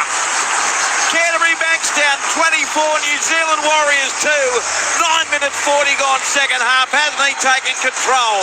The Bulldog skipper Stephen Crichton with the individual try. Half an hour to play, and it's all the doggies. Well, as I was saying, Andrew, he's much better running the ball than putting it on his boot there. And I've got to say, Adam Pompey's still looking for him as he just shoved him aside, dropped a couple of players underneath him, and just his strength and his balance and his class gets him over the stripe. Down to the touchline, Michael Carrianis. Yeah, he looks like he's playing fullback in good boy at the moment, Stephen Crichton. Obviously, he put a grubber in on this right-hand side a couple of plays before. He's just getting his shoulder looked at the moment by the trainer. He's got an ongoing nerve injury, nerve issue, Stephen Crichton. So I wonder if that's just flared up. He's not attempting this kick for goal. Be Matt Burton from that far side. But, yeah, his arm's dangling at the moment, but he's running back to be with his teammates on the halfway line. Yeah, well, that's the good news then. What an effort that was. Canterbury Bankstown 24, Warriors 2. And if Matt Burton is being hampered, and I've got no doubt he is with that left knee, it's a tough kick. 25 out, 2 in from touch. Because I've been watching him run around in the back play, Andrew, and he's been defensively moving around with no limitation at all. So the decision to get Carraz to kick is obviously a conscious one, though. To get Carraz to kick? Sorry. Galvin. Yeah. Okay. Here's Burton out wide. 24-2 to the Bulldogs. Here he comes with the left boot, Matt Burton. He strikes it, heading towards the post, heading to the post. It's off the upright and bounces back, no goal. So it remains Canterbury Bankstown 24, New Zealand Warriors 2. 11 gone second half after Sydney Roosters 64 beat the Dolphins 12. You heard that right. 64-12. Dolphins still 8th, Roosters still 9th. And at Jubilee, it was St George Illawarra. 2 good for Cronulla Sutherland, 22 points to 14. On the text line, hi team, do you think Carraz will get a look for the Kangaroo squad? Deserves it. It's going to be a struggle with only 22 men. Don't know how many wingers slash fullbacks they'll take. But yeah, I mean, he's right up there as 18th man for New South Wales, wasn't he? Game 3 of the Origin. He's such an impressive young player as well, Andrew, and you can see the work that he puts into his game. Wingman says, I'm losing reception. Hope the doggies keep it up. Yeah, they are, as Canterbury have it 15 out from their own line. And a shout out to our biggest fan, who's written in again, Acor, you dope. I think you're getting a bit tired because the messages are getting less and less. But keep them coming. Here's Canterbury at Stadium Australia, 25 out for their own line and 8 in for the western touch line. Preston plays the ball to Hayward, goes left to Galvin, then away to Mann. Oh, he's nailed in centre field by Healy over the top, and Vaimonga 25 out from his own line. Ford gets up holding his forehead. Now they come right to Carraz. He's wrapped up, 34 out from his own line. 28 minutes to go. It's all Canterbury up 24-2. Here's Burton with a kick. Left footer, but dropping back beautifully. Watney Zalesniak takes it. 11 out from his own goal line. Sets sail up over the 20, and he's going to be caught just inside his 30 and 10 in from the eastern touch line. There's your difference, Andrew. Yeah. There's another 15 metres in that kick, and that mightn't sound like a lot, but again, where this play 2 is just over the 30-metre area, makes a huge difference. Now Pompey plays the ball. It comes centre field left to Tuivasa Sheck. He steps, gains 10 metres, caught 10 10 short of halfway. He'll play it to Sam Healy. He sets off from dummy half, gets over halfway and managed to beat man, taken by Curran, 6 metres in Canterbury territory. Plays the ball to Harris Tavita, goes right to Stowers Smith. He's tackled 34 away from the Bulldogs line, northern end, right in front of the post, last tackle, and it's played. Harris Tavita the kick. Very shallow though, coming down to the wing of Benari Tuala. Tuivasa-Sheck taps it back to Capewell. He puts it on the toe, into a bit of open space. Kick out started his dive about 5 metres from the ball, came up with it, but it comes back to a penalty for the Warriors. A player connected with a shoulder charge from the Bulldogs, and it's a penalty to the New Zealand Warriors. 16 metres out, 9 metres from the western touchline. An escort has been ruled. And the first 3 penalties of the second half go to the Warriors. Saying it was Josh Curran interfering with a player there. Jackson Ford. With Jackson Ford. Tap taken. Fisher Harris hits it up and burrows to within 11 metres of the goal line. Still 26 and a half to go. Canterbury Bankstown 24, New Zealand Warriors 2. Here's Ford centre field. He's knocked to the ground 5 metres out from the goal line, and he just gave him an extra shove there, Kurt Mann. And it's another penalty to the Warriors. I'm not sure Cameron Serraldo will be loving this second half discipline from the Bulldogs. Tap taken, 10 out. Comes to the left to Fisher Harris. Wrapped up 3 metres away from the Bulldogs line. Dummy half is Healy. Spins it right away to Baimonga. Crushed to the ground almost instantly, 4 out. The Bulldogs' defence here is magnificent. And he's staying down here. Dimitri Baimonga. Crowd let him know they think he might be Pretensis. He's clutching at his eyes and the bridge of his nose there, Baimonga. 14 gone second half. Canterbury 24, New Zealand Warriors 2. He got one right on the end of his nose there from Harry Hayes, Andrew, so I think that this might go upstairs. He is actually in genuine discomfort there. Yes. Just get hit in the nose, you tend to get quite watery in the eyes. There's a lot of it there. Surgeon Moon and Fire and Fun, North Queensland also. Great call. Do you know why this game is free to wear on Channel 9? Saturday game's free to wear. I thought was only finals.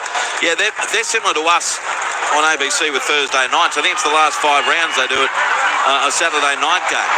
And we do that on a Thursday night. First round in the last 5. Here's the Warriors, 15, 16 metres out. Ball played. Healy sends it left to Fisher Harris. He straightens court 10 metres out from the Bulldogs line. 2 tackles left here for the Warriors, trailing 24-2. Healy out of dummy half. Left foot stab kick. Ricochet. Rabbit, he'll get there and score. Healy came off a Bulldog's foot, and Healy, I told you, it had some spark, and he's done it already. Sam Healy scores the try all of his own. 14 minutes, 30 gone second half, and the Warriors are on the board in terms of tries.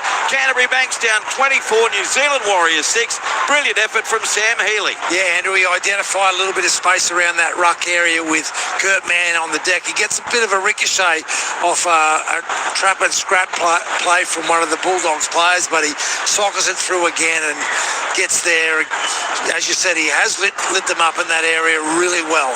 Touchline, Michael Carianis. Yeah, a bit of luck there for the Warriors, but it's luck they needed because they just haven't looked like scoring. They haven't got near the try line at all in this second half, despite all the opportunities they've had. Their attack looks clunky, looks slow.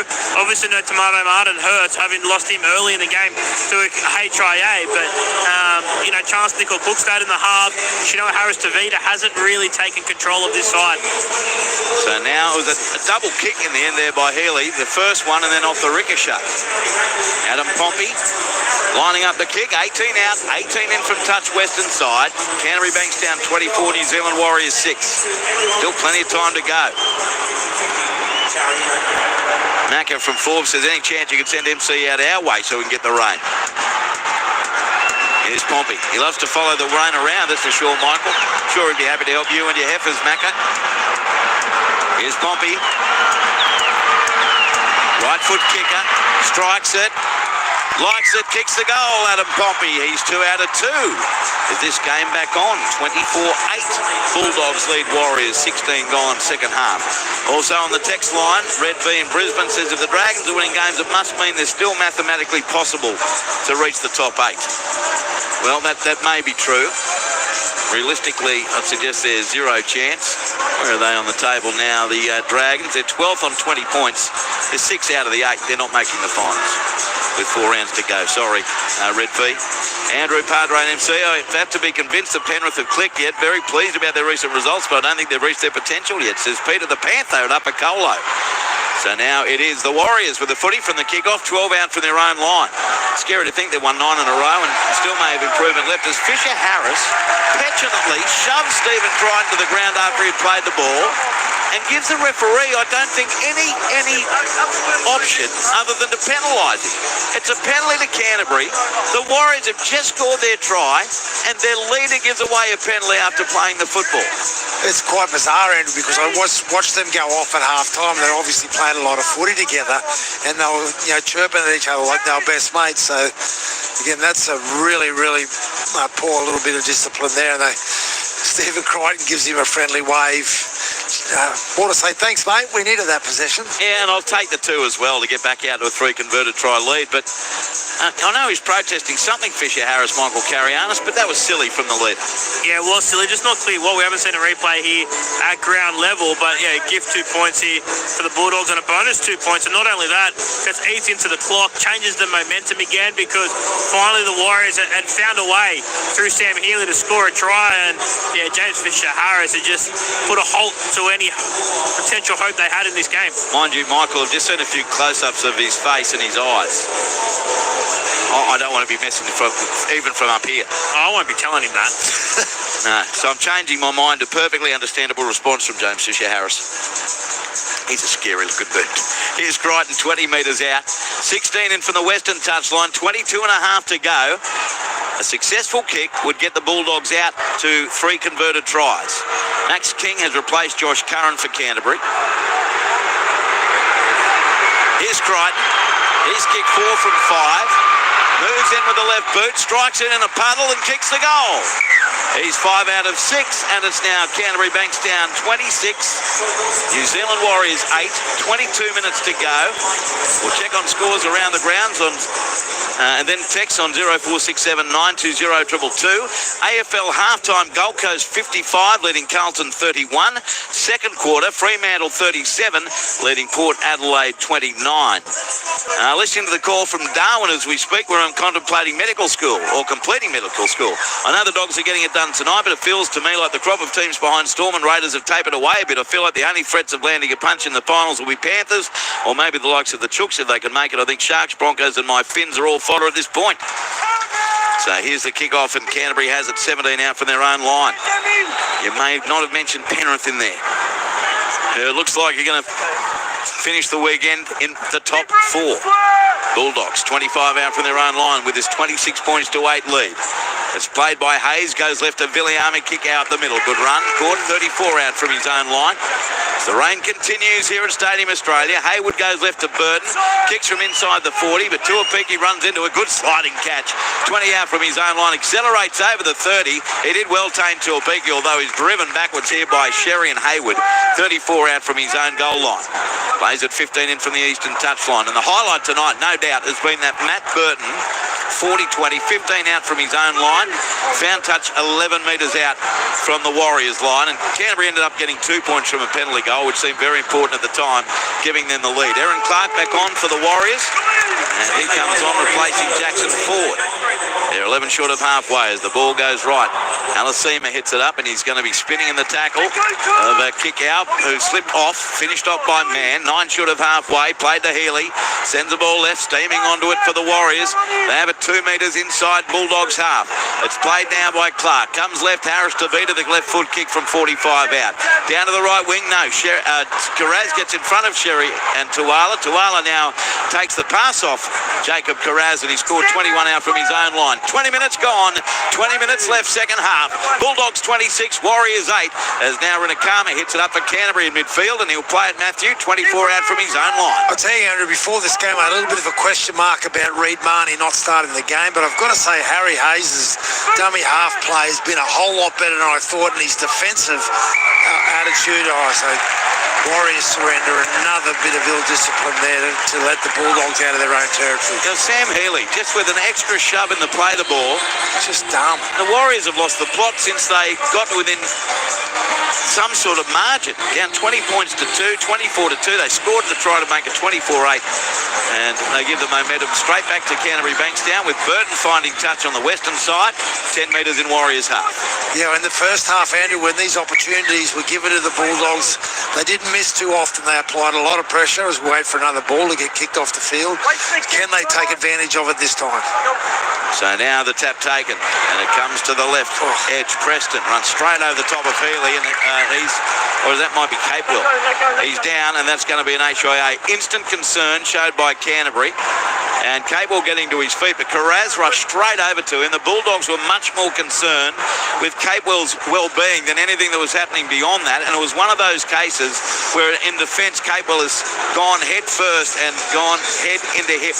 Yeah, it's as you say, Andrew, hip contact directly with the temple area and has knocked him straight down. And I've got a lot of admiration there for the Bulldogs players. Went straight to ensure that he was okay and looked over, and he's coming from the field, and we're not going to see him again today.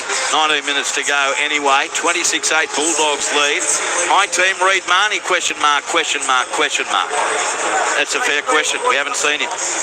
Ref got sucked in by Crichton's Diapaulic for the game all round, reckons Jeff. I totally disagree with you, Jeff. Fisher Harris gave him a shove. Doesn't matter how you look at it. Boys, big shout-outs to my good mate Macca, who's heading up the east coast from Melbourne to Brisbane with his Great Dane Magnus in tow. Both huge Broncos fans. Cheers, boys, from Crow at Pine Rivers. So from the tap, Canterbury Bankstown now 21 metres out from the Warriors line. Bulldogs leading 26-8. Warriors, if they concede a try here, they're Gonski. Galvin sends it in for Billy Army kick out. Wrapped up 13 out from the line. Still early in the tackle count. Ball played to Hayward. He sends it right to Mann, and a shocking pass. Goes along the ground, scooped up by Carraz. He sends the ball right to Nari Tuala. Steps in field into the Baimonga tackle. He's so close, held up on the goal line. He'll go back and play it 10 metres out of Nari Tuala. Desperate defence coming across from the Warriors. Tuapiki was in there, and a couple of others, including Baimonga, and Tuali denied. So he plays it 10 out to Crichton. Goes left to Preston, away to Galvin. Runs at the line, offloads to Mann. Left foot step straight into the defence, taken 11 metres out from the line. Aaron Clark hit him first. It's Noah Smith.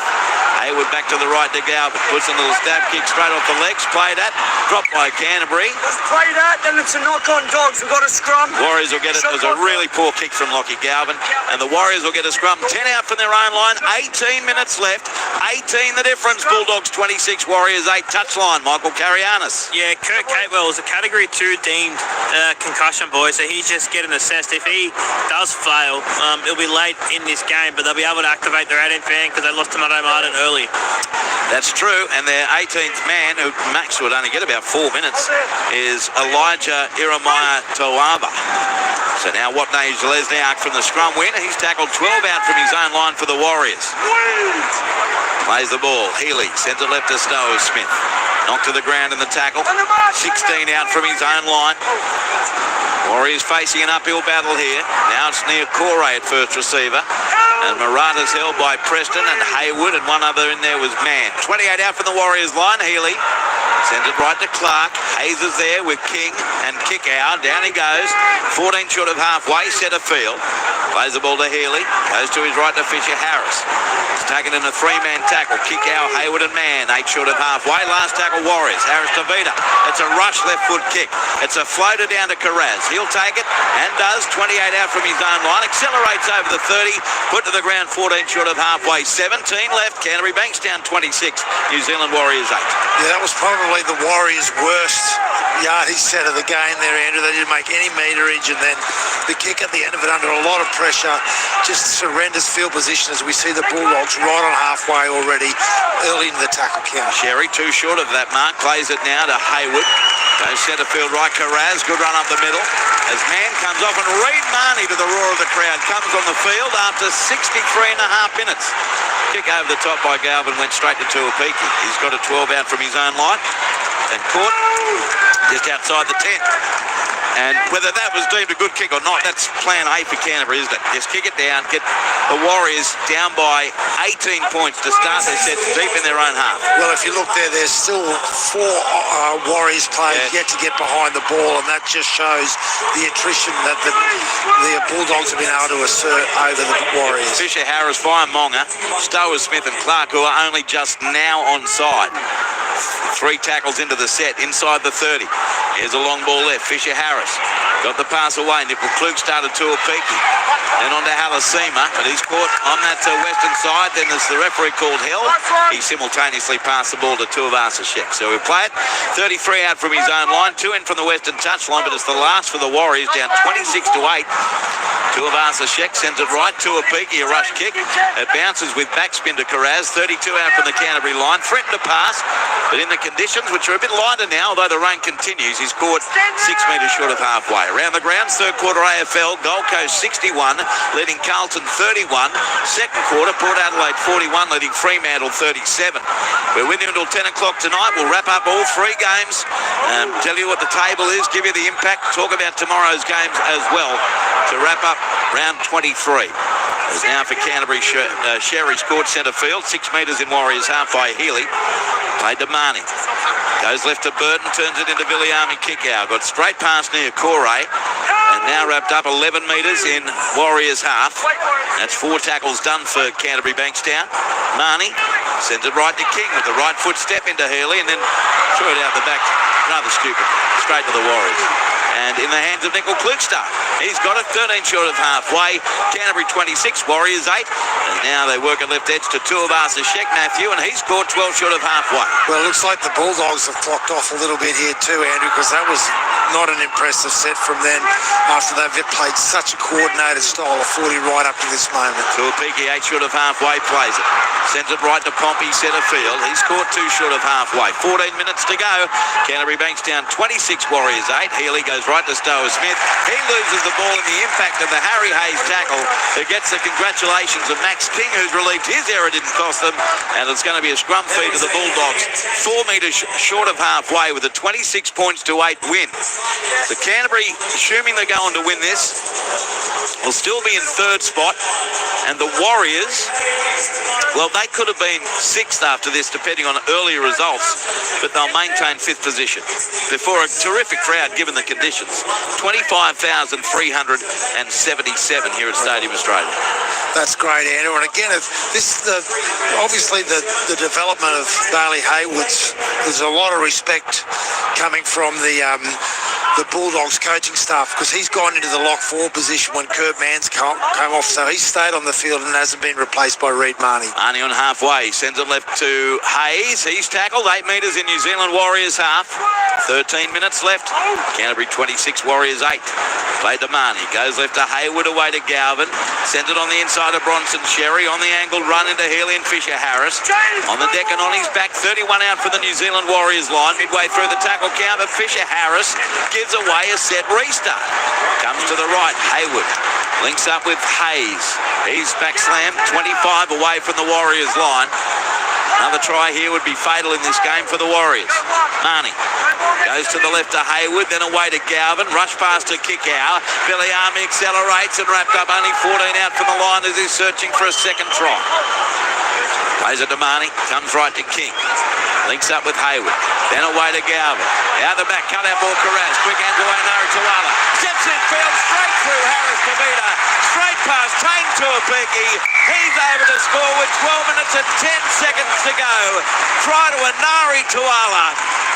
Game, set, bingo! The Bulldogs are going to win. Canterbury 30, Warriors 8. Try to Tuala with 12 minutes to go. Yeah, Andrew, again, Haywood digs right into the line, plays out the back to Lockie Galvin, and he does the same thing. And I've got to say, Carraz there again, his timing and his pass there was just perfect. That is another great try to the Bulldogs in these conditions. He came into the game with only 1 try in the year, Onari Tuala. Now he has 3. Touchline, Michael Carrianos. Yeah, great bit of play there from Jacob Carrianos, as Matty said. It was a low pass that he picked up at speed in these greasy conditions, and then caught that ball and then gave a nice offload to Tuala to score. and again it was Carraz playing at right centre during that attacking set with Stephen Crichton shifting to fullback in that good ball position. It makes him very potent when that happens.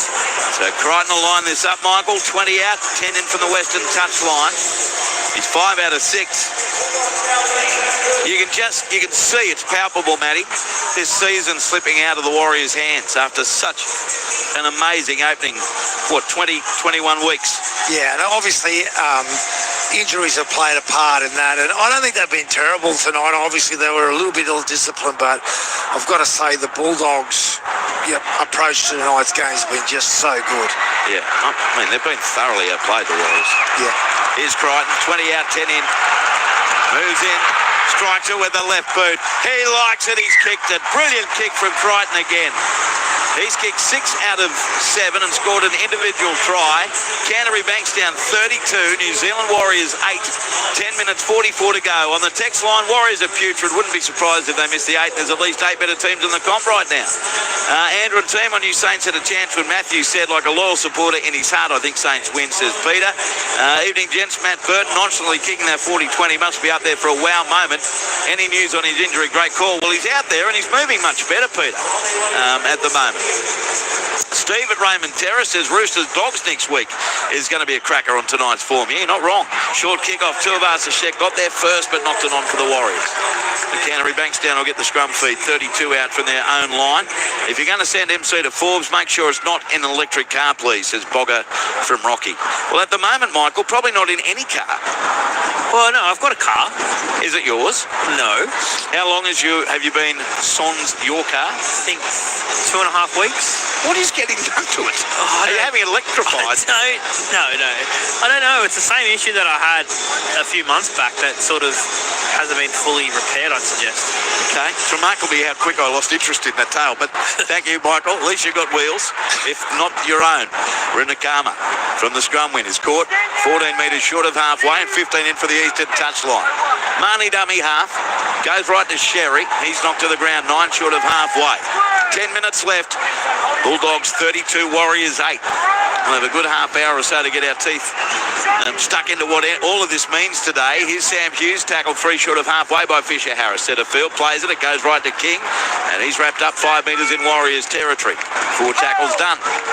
20 in from the western touchline is where Marnie sends it open side left, and Salmon to Burton, kicks over the top of Watnasia Lesniak, heading down to that Sowe's corner, and it's going to beat them over the touchline 10 metres out. So it'll be a Warriors play the ball, trailing 32 points to 8. I don't think Matt Burton wanted that to go on the touch, but it's certainly not the worst result for them as we get inside this last 10 minutes. And again, as we talk about the steam that's been taken out of the Warriors team, players just walking back on side. They've given up. They've game set bingoed out there as well. Ants from Levin locked in. Hi, Maury, Padre and MC. Giggles hoping the Dogs can tighten up their discipline and extinguish any chance of a comeback by the Warriors. Love the call from the best in the business. Please stay warm. Thank you, Ants. Well, Matt and I are perfectly warm up here. Warriors 29 out for their own line. It's not the most freezing day either. Here's Healy at a dummy half. It's not even raining anymore. It's not. Is it raining at all, Michael? No, I've put the umbrella down for the first time in an hour and a half. How good. 12 short of halfway. And are you grateful for that? I guess so. Here's Fisher Harris, who's had a nightmare 15 minutes. He knocks the ball on straight into his chest and out again. And the Bulldogs come away with the 10 metres in Warriors territory. We jest, I can't think of anything worse than sitting on the sideline in the pouring rain. Here's Canterbury 35 out from their own line. From the Warriors line, I should say, with 8 minutes left. And this game well in hand. Marnie spins it right to Galvin. Then out the back to Burton. Turns it on the inside to Preston. And Preston's going to be wrapped up by Monga and Halasima and Harris to Vita. 23 out, played to Marnie. Goes right to left. Galvin away to Hayes. Short ball on to support in centre field. And the tackle here is made about 19 metres out from the line. Ball's going to be played now by King. Comes to the left to Burton, turns it into Sherry. There's his left to right one. Fired a pass back to Galvin, puts in a stab kick in behind them. Chase from Carraz and Galvin, and diving on in goal is Roger Tuivasa-Sheck. Line drop out. for the Warriors. 7.5 to go. Canterbury 32, Warriors 8. Just showing some discipline here as the clock winds down, Andrew, from the Bulldogs. That was a constructed play there. Galvin comes up with a really mature play just to get that ball in the in-goal area. Here comes a short drop out. Lynette says yes. Lockie has galvanised the Dogs. Short line drop out will bounce over the 10-metre line and over the western touchline. Did it touch anyone? Warriors ball! Yeah, if it didn't, it's a Warriors ball. It ended up being a perfect short line drop out from Tane Tuapik. So the Warriors will play at 11 out from their own line. 7 left. Canterbury Bankstown 32. New Zealand Warriors 8. Reminder, we're on air from 2 o'clock tomorrow. We'll be at Western Sydney Stadium. Myself, Luke Lewis and John Gibbs. Dogs believe it hasn't First, got 10 and the challenge. Warrior Gold Coast and South Sydney is at the Wooden Spoon Bowl at 2 p.m. at Robina Stadium. And then we're at Western Sydney Stadium for Parramatta against North Queensland. As up it goes to Matt Noyen in the bunker. So what's Canterbury arguing that didn't go the 10? They're saying it didn't go the 10, and they're saying that Roger Tuivasa-Sheck touched the ball before it went out. First view is... Just looking to see if it touches the left foot of Roger Tuivasa-Sheck. Very close. It nearly went right between the wickets. I think it went between... If it did anything, it was his right calf that touched. So just looking at all available angles. He might have played it on. I can't tell on our monitor. They've got to go with the on-field decision on this, Andrew. MC, we've got the world's biggest screen at the southern end. Can you tell? Based on the live decision of it not touching the Warriors player and travelling 10 metres, we'll be supporting the on-field decision. The Bulldogs will retain their challenge. Yeah, okay, so they don't win the challenge, but they keep it. I can't argue with any of that, can you? No, not at all, Andrew. That's probably the way they had to go, considering how tight it was. And Roger Tuivasa-Sheck doesn't count me as a liar, boys, does he? No, definitely not. Honest as they come. And the Warriors do end up with a scrum feet 10 or 11 out for their own line. Just talking about Roger Tuivasa-Sheck, and we got a text earlier about him being more involved. I reckon Andrew Webster could look at the model that Cameron Ciraldo's been using with Stephen Crichton and get him to play fullback at certain times when they're in possession and putting the fullback to centre, because that's worked really well for the Bulldogs tonight. Play 2 here for the Warriors, and Adam Pompey caught. 20 out from his own line. Played to Healy. Spins it left to Fisher Harris. He's caught 27 out from his own line. Canterbury 32, Warriors 8. Harris to Vida. Turns it back in for Tane Tuapik. Stepped, accelerated. Caught there by kick out. 12 short of halfway. King was there as well as Salmon. Now they work it to the right edge through Aaron Clark. He's wrapped up a metre or two into Bulldogs half. Last tackle, New Zealand Warriors. Healy sends it left away. Fisher Harris to Vida. Then away to Capewell, who's back on the field. He passed his HIA. As he's about to be tackled, he kicks it. Half volleyed by Jacob Carraz. Got past Capewell in the kick return and backs his way into Healy. Another 8 or 9 metres. He'll play 30 out from his own line. 6 left. Bulldogs 32, Warriors 8. Around the grounds, AFL third quarter. Gold Coast 82. Carlton 38, Port Adelaide 53, Fremantle 50. Now it's Preston, 35 out from his own line, plays it to Marnie, goes left to Wala, spins through Fisher Harris, and now finished off 11 short of halfway by Stower Smith and Healy.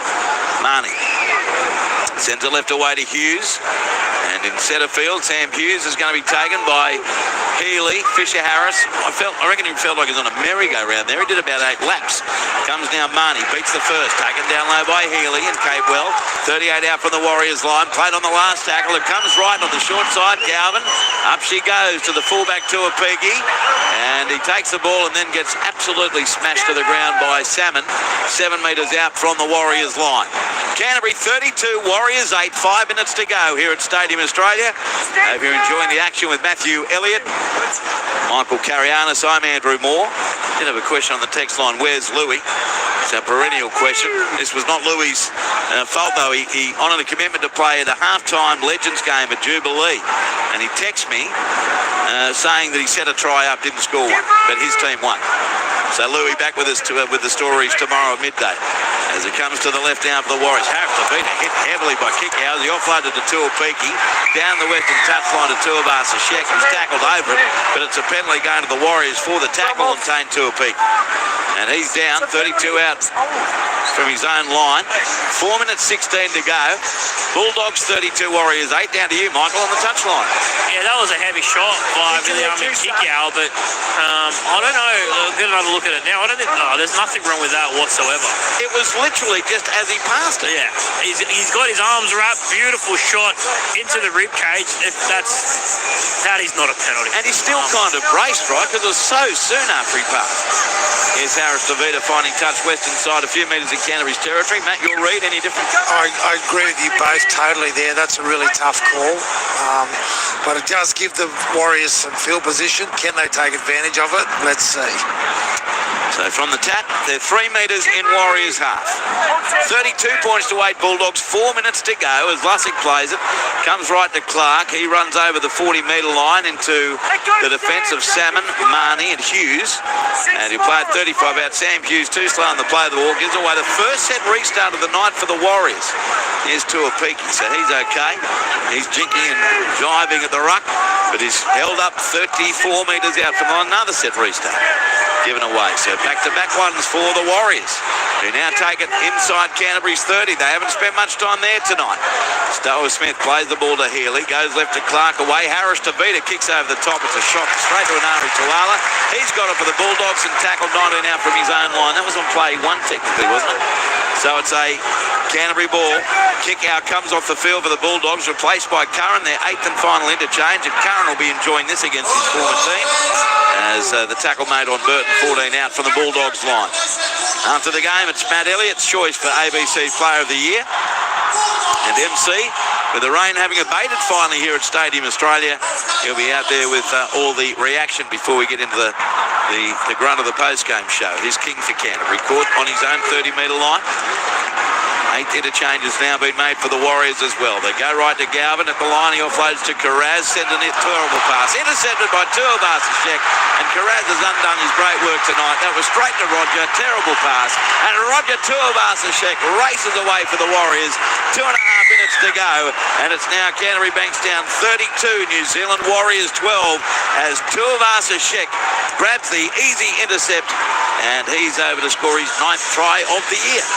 Yeah, well, again, it's a little bit probably why we have seen Stephen Crichton go to fullback a fair bit, and Stephen Crichton very disappointed with that decision made there by Jacob Carraz to make that pass. You know, I think they're really treasuring the scoreline as it was, and it was a bit of poor decision making. There's no doubt about that, and Carraz is apologising to his teammates as we speak. Last man to the huddle, and it was just a poor decision because it was one of those. Tuivasa-Sheck was non-competitive, straight to him, and he scores untouched.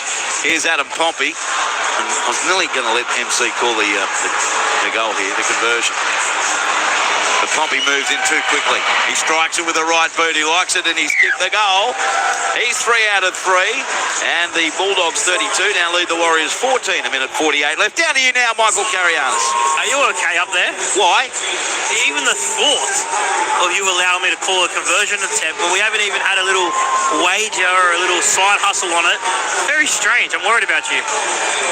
Every now and then, once about every 2 years, MC. No, it's been once every 8 years. Once every 8 years, okay. Well, the next time Andrew McCulloch takes a shot, it's still all yours. You know, the next time in 8 years, you won't have to worry about it. Here's the kick-off from Burton. Low trajectory kick angled at the touchline, but Capewell, who's back on the field, picked it up well.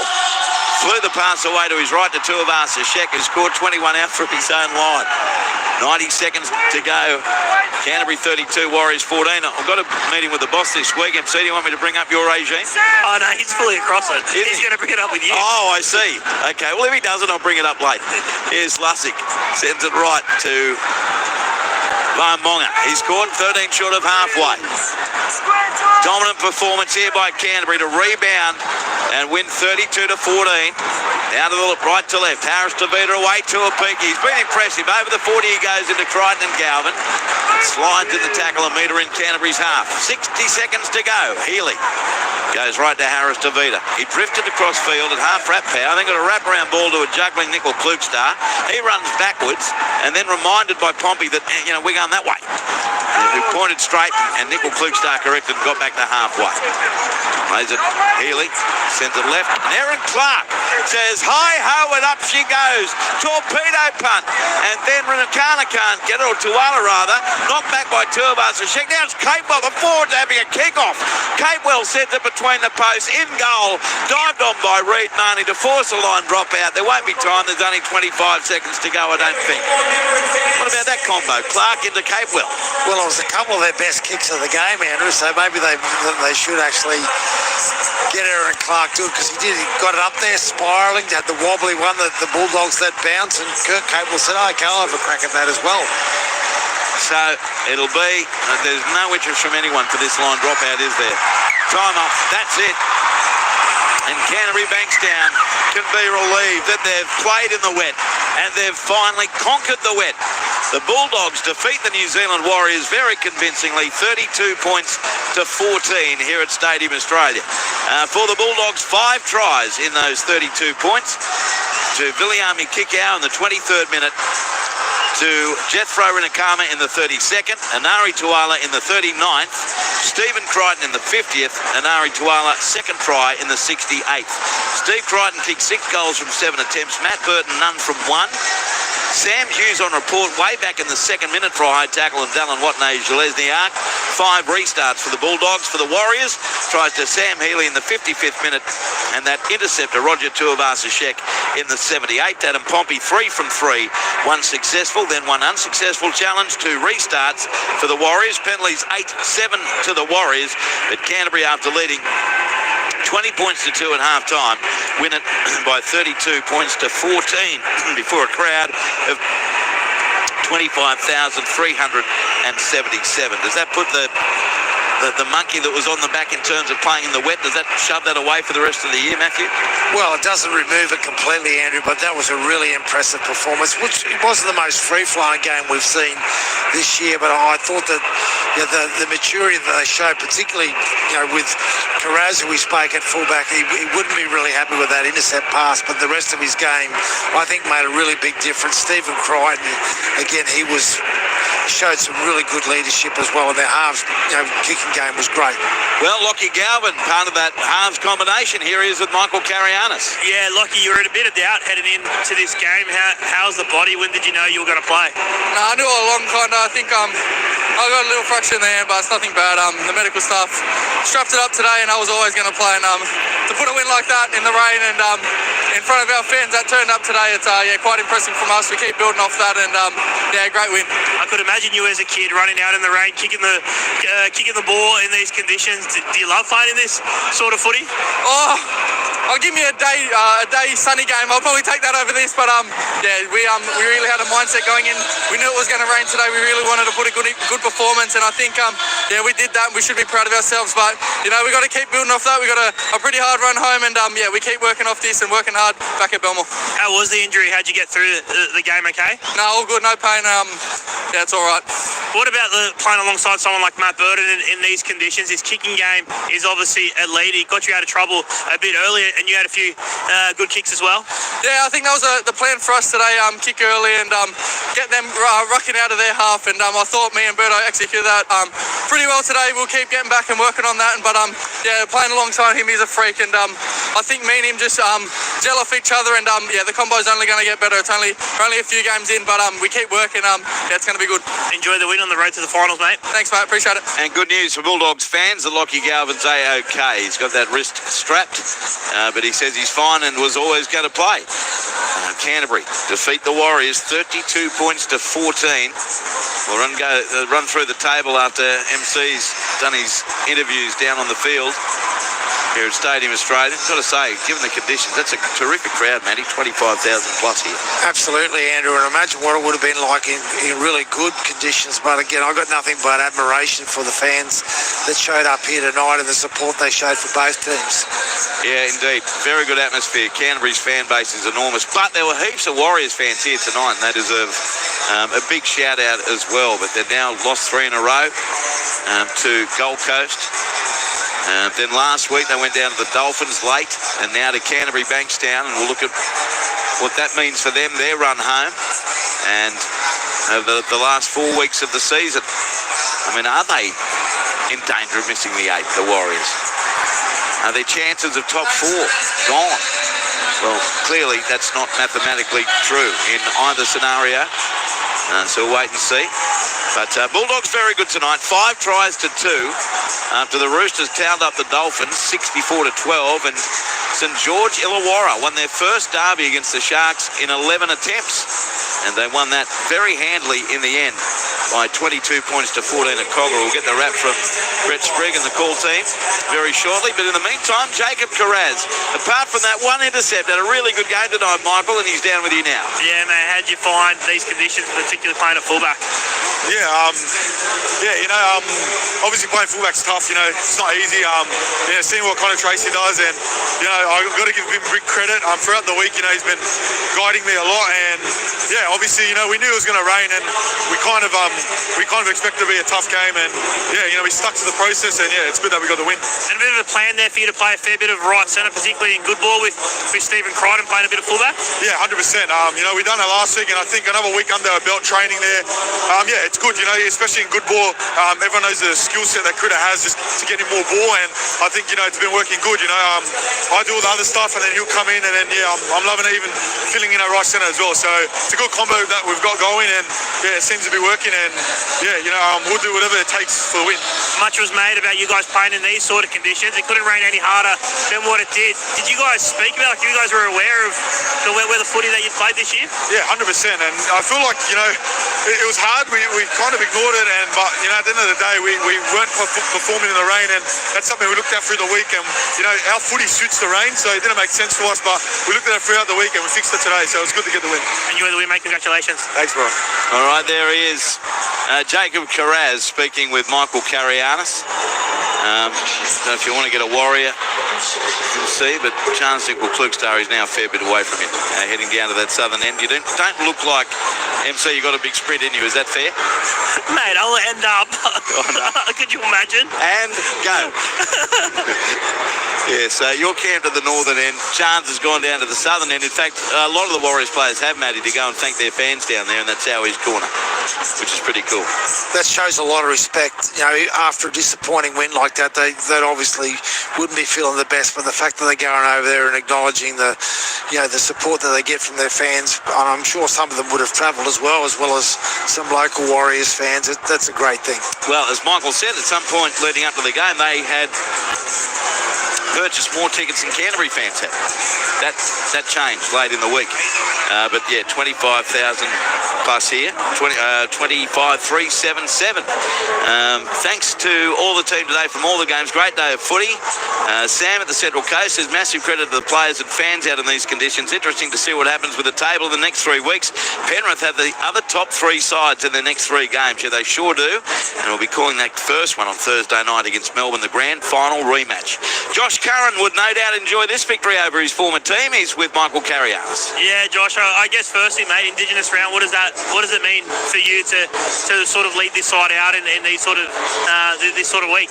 Yeah, no, it's real special, when Critter said I was going to lead the team out, I was roughing it, I go out there every game to rep my family and my culture, real passionate about my culture, and yeah, it just means the world, the club and the boys getting behind it, it's so mad to see, they really embrace it. Every culture that we have at the club, we embrace it, but for Indigenous Week, we had a big presentation at the start of the week, and the boys, they frothed it, so it's so mad. Spoke to Jacob Carraz earlier about being able to play in this wet weather, and just good to get that off your back, I guess, heading into the finals now. Yeah, 100%, mate. After the last couple of games, we were praying that it was raining. We just wanted to come out here, and we knew if we played our game and stuck to the game plan, we would have gave us our best shot, and that's what we did. Obviously, there's still areas that we need to improve. We leaked 10 points or 12 points, whatever it was, and we're a defensive-based team, and some people might say it's good enough, but for us, we got a lot to improve on still. What did you like most out of that performance? I think we just, we came in here with a mindset, and we had a game plan, and I feel like we really stuck to the game plan. Obviously, there were some errors, but we really stuck to the game plan, which helped. Enjoy the win, and good luck for the back end of the year. Thanks, brother. Thank you. Josh Curran speaking very, very well with Michael Carianis, who'll now join us back upstairs for the post-game show over the next 20-odd minutes. I'll go through the up-to-date table after that performance. But firstly, Matthew Elliott, we need your ABC Player of the Year points after the Bulldogs defeated the Warriors here 32 points to 14. I've changed them 7 times in the last minute, Andrew, but I'm going to go back to Jacob Carraz getting my 3 points. I put a line through him when he threw that intercept pass, but, you know, he came up with 2 try assists, you know, carried the ball for 191 metres. I thought he was really outstanding tonight to be able to shift from one position to the other. I thought his positional play defensively was great. I guess my coaching hat, I've had to put that to the side because I just had to look at his overall performance. Not that one disappointing play where they did concede, points late in the game that Josh Curran was just talking about there. You'd fooled me. I'd circled another player in for 3. I'll see if he gets 2. Oh, okay. I went for Bailey Hayward as my 2-point player. There was a lot. It was a good team performance. I just like what Bailey Hayward brings to them, Andrew. I thought his dummy half play, again, the amount of development in just a short period of time for him to take over Reid Marnie. I didn't think that was a good call prior to the game, but I thought his service there was amazing. And you just heard Josh Curran talk about the defensive mindset of them. He topped their tackle count of 34, didn't miss any tackles. For a guy of his size and then to move to lock, I got a lot of admiration, so I'm a bit of a fan for him. And I thought Viliami Kikau got my 1 point. Right, I didn't feature anywhere then with my guess. Who'd you get? Stephen Crichton. Yeah, Stephen Crichton was... I had him in my points there, Andrew, but I just felt like that the contribution of those guys in a match like this, Stephen Crichton certainly brought the flashy side of stuff, came up with a couple of, 2 try assists with some beautiful passes, and also the ball went across him twice, for those Carraz try assists. They went across Stephen Crichton and he drew the defender in, but I just thought that Viliami Kikau, his performance tonight really set a stand in the middle of the field. So 3 to Jacob Carraz, 2 to Bailey Hayward, and 1 to Viliami Kikau after the win by the Bulldogs over the Roosters, 32 points to 14. Now, the NRL table with 2 games left that don't mean much in terms of top 8, means a bit for the wooden spoon tomorrow. We'll get into that. Canberra on top, 38 points. Melbourne second on 36. Canterbury Bankstown second on 36, but they're 4 and against miles behind Melbourne. Penrith 4th on 31. The Warriors 5th on 30. Brisbane 6th on 28. Cronulla Sutherland 7th on 28. The Dolphins still 8th on 26. And the Roosters 9th on 26. And Manly still a hope. They're 10th on 24. Then you've got St George Illawarra 22. So they're 4 points out of the 8 with 4 rounds to go. West Tigers 22 with the bye this week. North Queensland 19. Newcastle 18. Parramatta 18. Gold Coast 16. South Sydney 16. And coming up tomorrow, 2 p.m, it's the Gold Coast Titans against South Sydney at Robina Stadium, and at Western Sydney Stadium at 4 o'clock, Parramatta takes on North Queensland. You're with Matthew Elliott, Michael Carrianis. I'm Andrew Moore. We'll get you text in a moment too on 0467 920 222. In the AFL final quarter, Gold Coast Suns owning, Carlton leading 84 to 39, and at halftime, Port Adelaide 53 beat Fremantle 51. We're talking earlier in the day in the pre-game show about the importance of the game for the Sharks. They'd won 4 in a row, and they're going for 5. They're up against St George Illawarra. They've really dominated the Dragons, winning the last 10.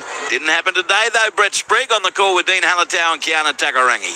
What a derby and what a win for the Dragons for the first time in over 5 years against their rivals Cronulla Sutherland. Despite the inclement conditions we've had the past few weeks, the first half was played in mostly dry conditions. Emre Gula opened the scoring after just 4 minutes for the Dragons. The Sharks did hit back through Braden Amon-Wele, and then Teague Wilton awarded a penalty try in his 100th game. Not to be outdone though, Tyrell Sloan and Hayden Buchanan got on the end of them. There was a nice break made by Lycan King Tongia, a try assist from Clint Gutherson, and then a first try on debut for the Gerringong Lions product in Hayden Buchanan. That was the difference in establishing a first half lead, 16-14 at the break. Jack DeBell on report for a hip drop, and then in the second half, well, it was all defence. They had plenty of the ball as well, but couldn't quite capitalise outside of one try to Clint Gutherson. which happened quite early on in the second half, and then beyond there it was mostly a 6-point buffer for the majority of that second half. Kyle Flanagan with a penalty goal at 22 points to 14, and that's how it remained for the remainder of this game in front of just shy of 12,000 people here at Jubilee Stadium at Cogra. Dean Hallertau, the postscript here is first and foremost, what a win for the Dragons. Yeah, huge win for the Dragons, and one built on effort. That's been a simple formula for the last 2 weeks in tough conditions against good opposition. High completion rates and really, really stingy in defence. They don't give much up, and they haven't. And they only missed 21 tackles of the entire game. So that's a really good and pleasing stat, no doubt, for Coach Shane Flanagan. And you know, you can see a team that they've got a mixture of young guys. They've brought in some really experienced guys, and as a unit, they look really together and on the same page. And you sort of get that. You get good efforts and willingness to turn up for each other when there is an opportunity for the opposition team scrambling really hard, which is what won them the game this afternoon. Kiana Takarangi saw it all on the sideline here as well at Cogra, staying dry for the most part, Kiana, which is great. What impressed you most about the Dragons? The Dragons, yeah, they just kept turning up for each other. They didn't do anything flashy. They actually did look good when they ran and presented some shape, which saw them score some of their tries on the edges, but just their defensive scramble was really impressive. And unfortunately for the Sharks, that's kind of where they seem to be lacking a bit. There was not much energy in their attack. But yeah, I just think that Dragons definitely were the better team, and the stats show that as well. It's great for Saints. 2 debutants on board today. They re-signed their coach yesterday. It's a great affirming moment for them to have late in the season, albeit not playing finals. The story there, I suppose, is for the Sharks as far as, well, they got the Titans next week, then a bye, then Newcastle, then the Bulldogs in round 27. I mean, we say it's an easy run home apart from that Bulldogs game, and of course this game today proves there's no such thing as an easy run home. It's a massive loss for them today. Yeah, it is massive, but the Titans have been troublesome for a few teams, so you know, there's no easy wins, I don't think, in the competition, and the Sharks would know all too well that that's the case. They need to change something in the way they're playing at the moment so they can build some confidence and momentum heading into September. Dragons are away against the Warriors at Mount Smart on Friday in the 6 o'clock game, Australian Eastern Time. Dean Hallertau gave his 3 best to 3 points from Gutherson, 2 to Luciano Leilua, and 1 to Damien Cook, who had to sort of do most of the work at centres when Moses Sully suffered a medial injury late in the first half as well. But what a win for the Dragons in the end, 22 points to 14 over their rivals, the Sharks. Thank you, Spriggy, Dean and Kiana. And yeah, great win for St George Illawarra, knocking over Canberra and Cronulla in back-to-back weeks. Text line, Andrew, Matt and MC, looking at games over the next few weeks. I think the Broncos and Sharks could be in more trouble than the Warriors. Both the Dolphins and Roosters will play finals, reckons Grimesy. Where do you guys see Mitchell Woods fitting into first grade of the Bulldogs? He's a great talent, but I'm not sure where they play him. Galvin DeLock next year, question mark. Love your work. I listen every week. Go the Dogs from Clayton. I think the long-term halves pairing of the Bulldogs will be Mitchell Woods and Lockie Galvin. All right, there you go. All right, let's go to what happened at Lang Park. I don't know how you sum this one up, but Zane Bojack will try with Billy Moore after the Roosters beat the Dolphins 64-12, Zano. Well, it was 8th versus 9th on the ladder coming into this contest. The Roosters trying desperately to win the same number of matches as the Dolphins, and they managed to do that and more.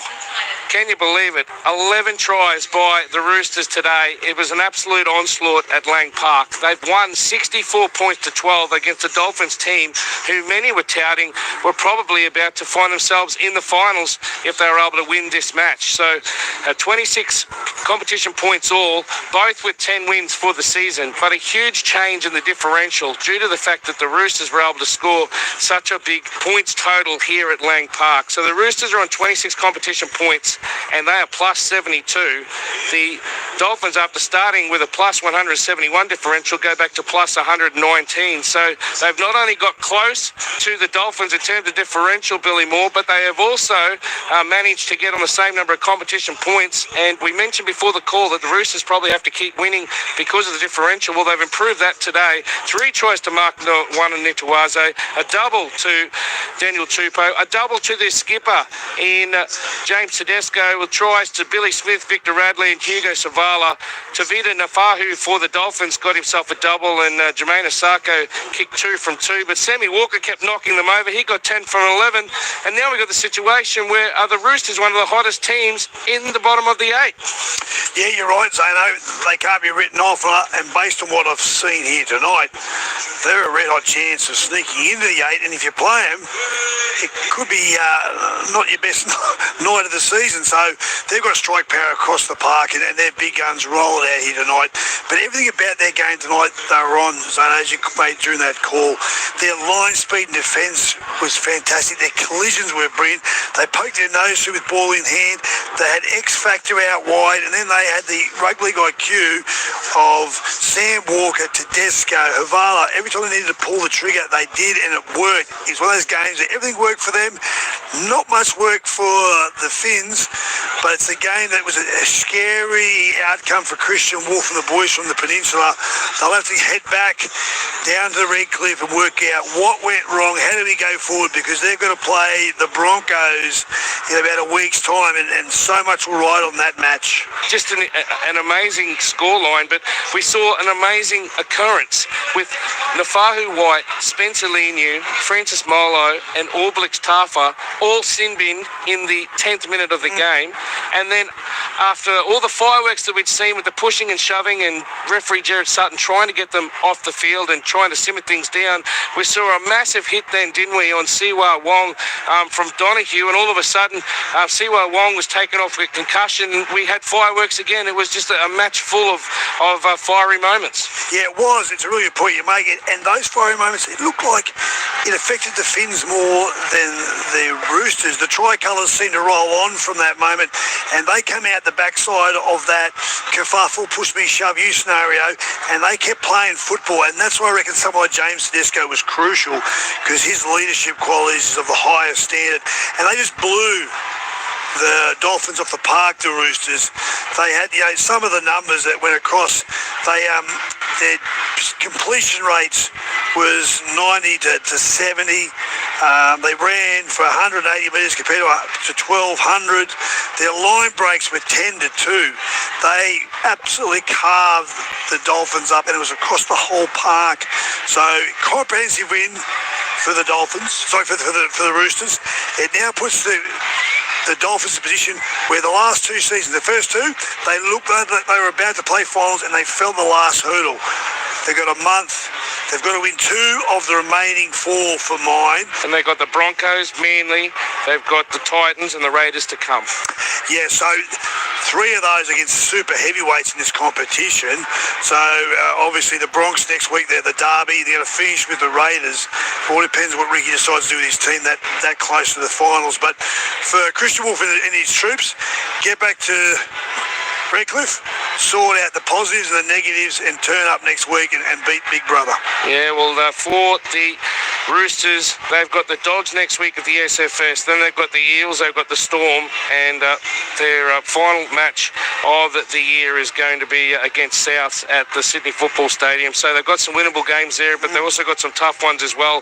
But the form they're in at the moment, Andrew, you just never write them off. Sam Walker and James Tedesco, they were absolutely outstanding. Billy Moore gave Tedesco 3 votes, gave Sam Walker 2 votes, and Daniel Tupou got a double. He got the 1 vote in the Player of the Year points in front of 24,117, mostly Dolphin supporters. They were stunned here at Lang Park. A 64-12 victory by the Roosters over the Dolphins, seeing them both now on 26 competition points and a lot closer on that differential. Indeed. Thank you, Zane and Billy. Yeah, great performance, and a shout out to John Manning for his debut on the touchline today at very short notice. People were falling over sick all over the place in Brizzy, and John Manning, who's well known to our listeners in Brisbane, the former Cowboys player, scored 3 tries in 15 NRL games. He did a wonderful, wonderful job down there, and we appreciate it, John. Thank you. All right, Matt Elliott, MC. The 3 games today, at least I described at the start of the day, as perhaps the most important day of the season. We've seen the Sharks get beaten by the Dragons, the Roosters crush the 8th place Dolphins, and Canterbury get back on track against the Warriors with a commanding win here at Stadium Australia. What's the biggest impact today of all these results, do you think?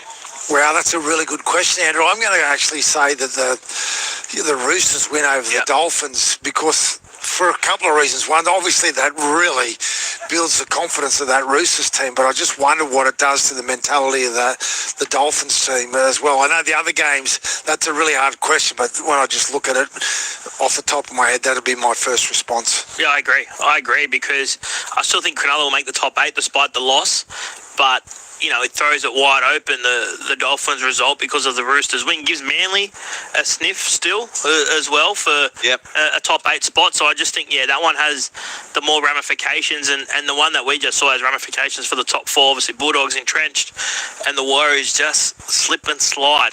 Yeah, see, that's probably it for me. The Warriors, losing again today. How many points are they on, Andrew? They are on 30. The Warriors. They're one win ahead of Brisbane and the Sharks. They're 4 against differential. I don't think it's been updated. It was plus 26. And what do they lose by tonight? 18. I don't think they fall out of the 8, though.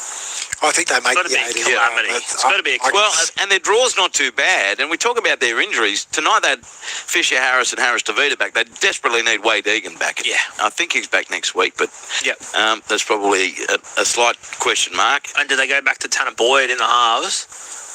With the fact that, Tomato Martin won't be there next week. Maybe. Do they pick Jet Cleary?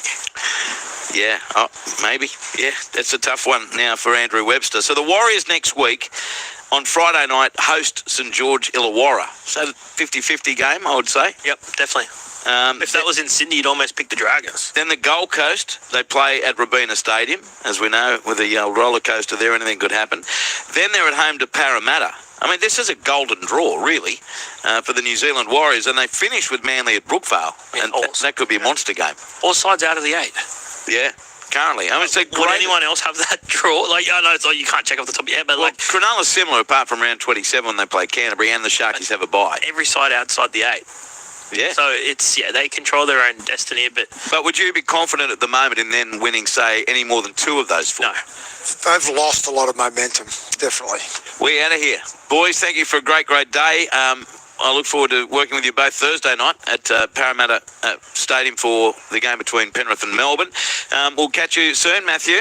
Looking forward to Thursday. Thursday too, the launch of your new book. We'll talk about that on Thursday night, the second instalment.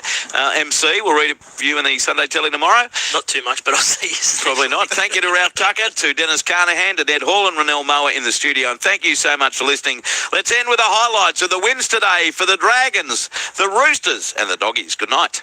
I'm a proud black little boy with the killer flow. Listen to the year again, listen to it blow. The 2025 NRL Premiership. It's Indigenous round. So the Sharks turn defence into attack once more. Very much so. Deep in that northeastern corner. Brayley off to Hines. On here, Hamlin. Well, a burst through. 1-2. Breaks a third tackle and scores next to the posts. Cook. Directs traffic right-hand side. King Tonga, Flanagan. Now Sully tips on here. Tyrell Sloan with sheer pace can go in and score. In that southwestern corner of the ground. And the Dragons hit back. King Tonga shows good pace. Links up Buchanan. Back to Gunnarsson, who returns the favour and goes in to score a try. Well, in the first half, Gunnarsson set up Buchanan for a try. And this time, the try assist came from the young man on debut, Brayley. Off to Trindle, lost by Hines, picked up by Sloan. Party time at Cogra. What a celebration for the first time in 11 starts after 10 straight losses. It's a drought-breaking derby win. The 2025 NRL Premiership. It's Indigenous round. Tedesco away to Walker, now to Savala. He's going to kick towards Nwangani-Tuaze's wing. He goes up and takes in Nwangani-Tuaze, and he's gone over to score. In front of the post, back now to Guitar. Pass comes out the back. Opportunity through the centre of the field there. Going over in the corner for the Dolphins. They've gone in to score, and it's going to be Tavita Nafahu who scores. Still a couple of tackles left in the set. Long pass out to Walker. Walker inside now for White. White with that afro hair, stopped about 2 metres out from the line. Quick pass from Watson on to Radley, and Radley goes in to score. 22 metres out from the Dolphins line. Long pass to Walker, back towards the western side. Turns it inside for Linu. Linu gets through 1, gets through 2. He goes over and scores. Can you see the Dolphins coming back from 36 to 6? Away for Tedesco. He goes to the centre of the field. Comes back to Tedesco. He's going to go in and score again. Fletcher and Tedesco interchanging. Savala, he dummies, gets over the 30, gives it to Walker. Walker, in fact, Tedesco kicking for Walker. Walker picks it up on the 10. He's dummying. He's looking for support on the outside. He throws it out wide. And of course, Tupo's there to score. The 2025 NRL Premiership. It's Indigenous round. He'll play with 2 tackles to go. Hayward, short side left kick out. Step through one. Slides over to get it down to the arming kick out. Adam G says... Yes! Away to Burton. Burton now the back to Sherry. Sherry got the pass away to Rinicano. He dives from about 3 metres out. Through a big puddle to score. This could be massive before half-time. Played to Hayward, the whole blind side, right for the Warriors, are offside. Comes to the right to Galvin, links up with Crichton. Crichton, the cut-out pass, beautiful. Away to Anari Tuala, and he swan dives over in the corner. Try to the Bulldogs with 1:19 left in the half. Crossfield goes Crichton, and he accelerates past one. Crichton to the goal line, he's over. That's a bit of magic for the Bulldogs captain. He's playing in right centre. He went to the left. He did it all himself. Out the back, cut out ball, Carras. Quick hand to Anari Tuala. Steps in field, straight through Harris to Vita. Straight past Tane Tuapiki. He's over to score with 12 minutes and 10 seconds to go. Try to Anari Tuala. Game, set, bingo. The Bulldogs are going to win. ABC Sport. Indigenous round.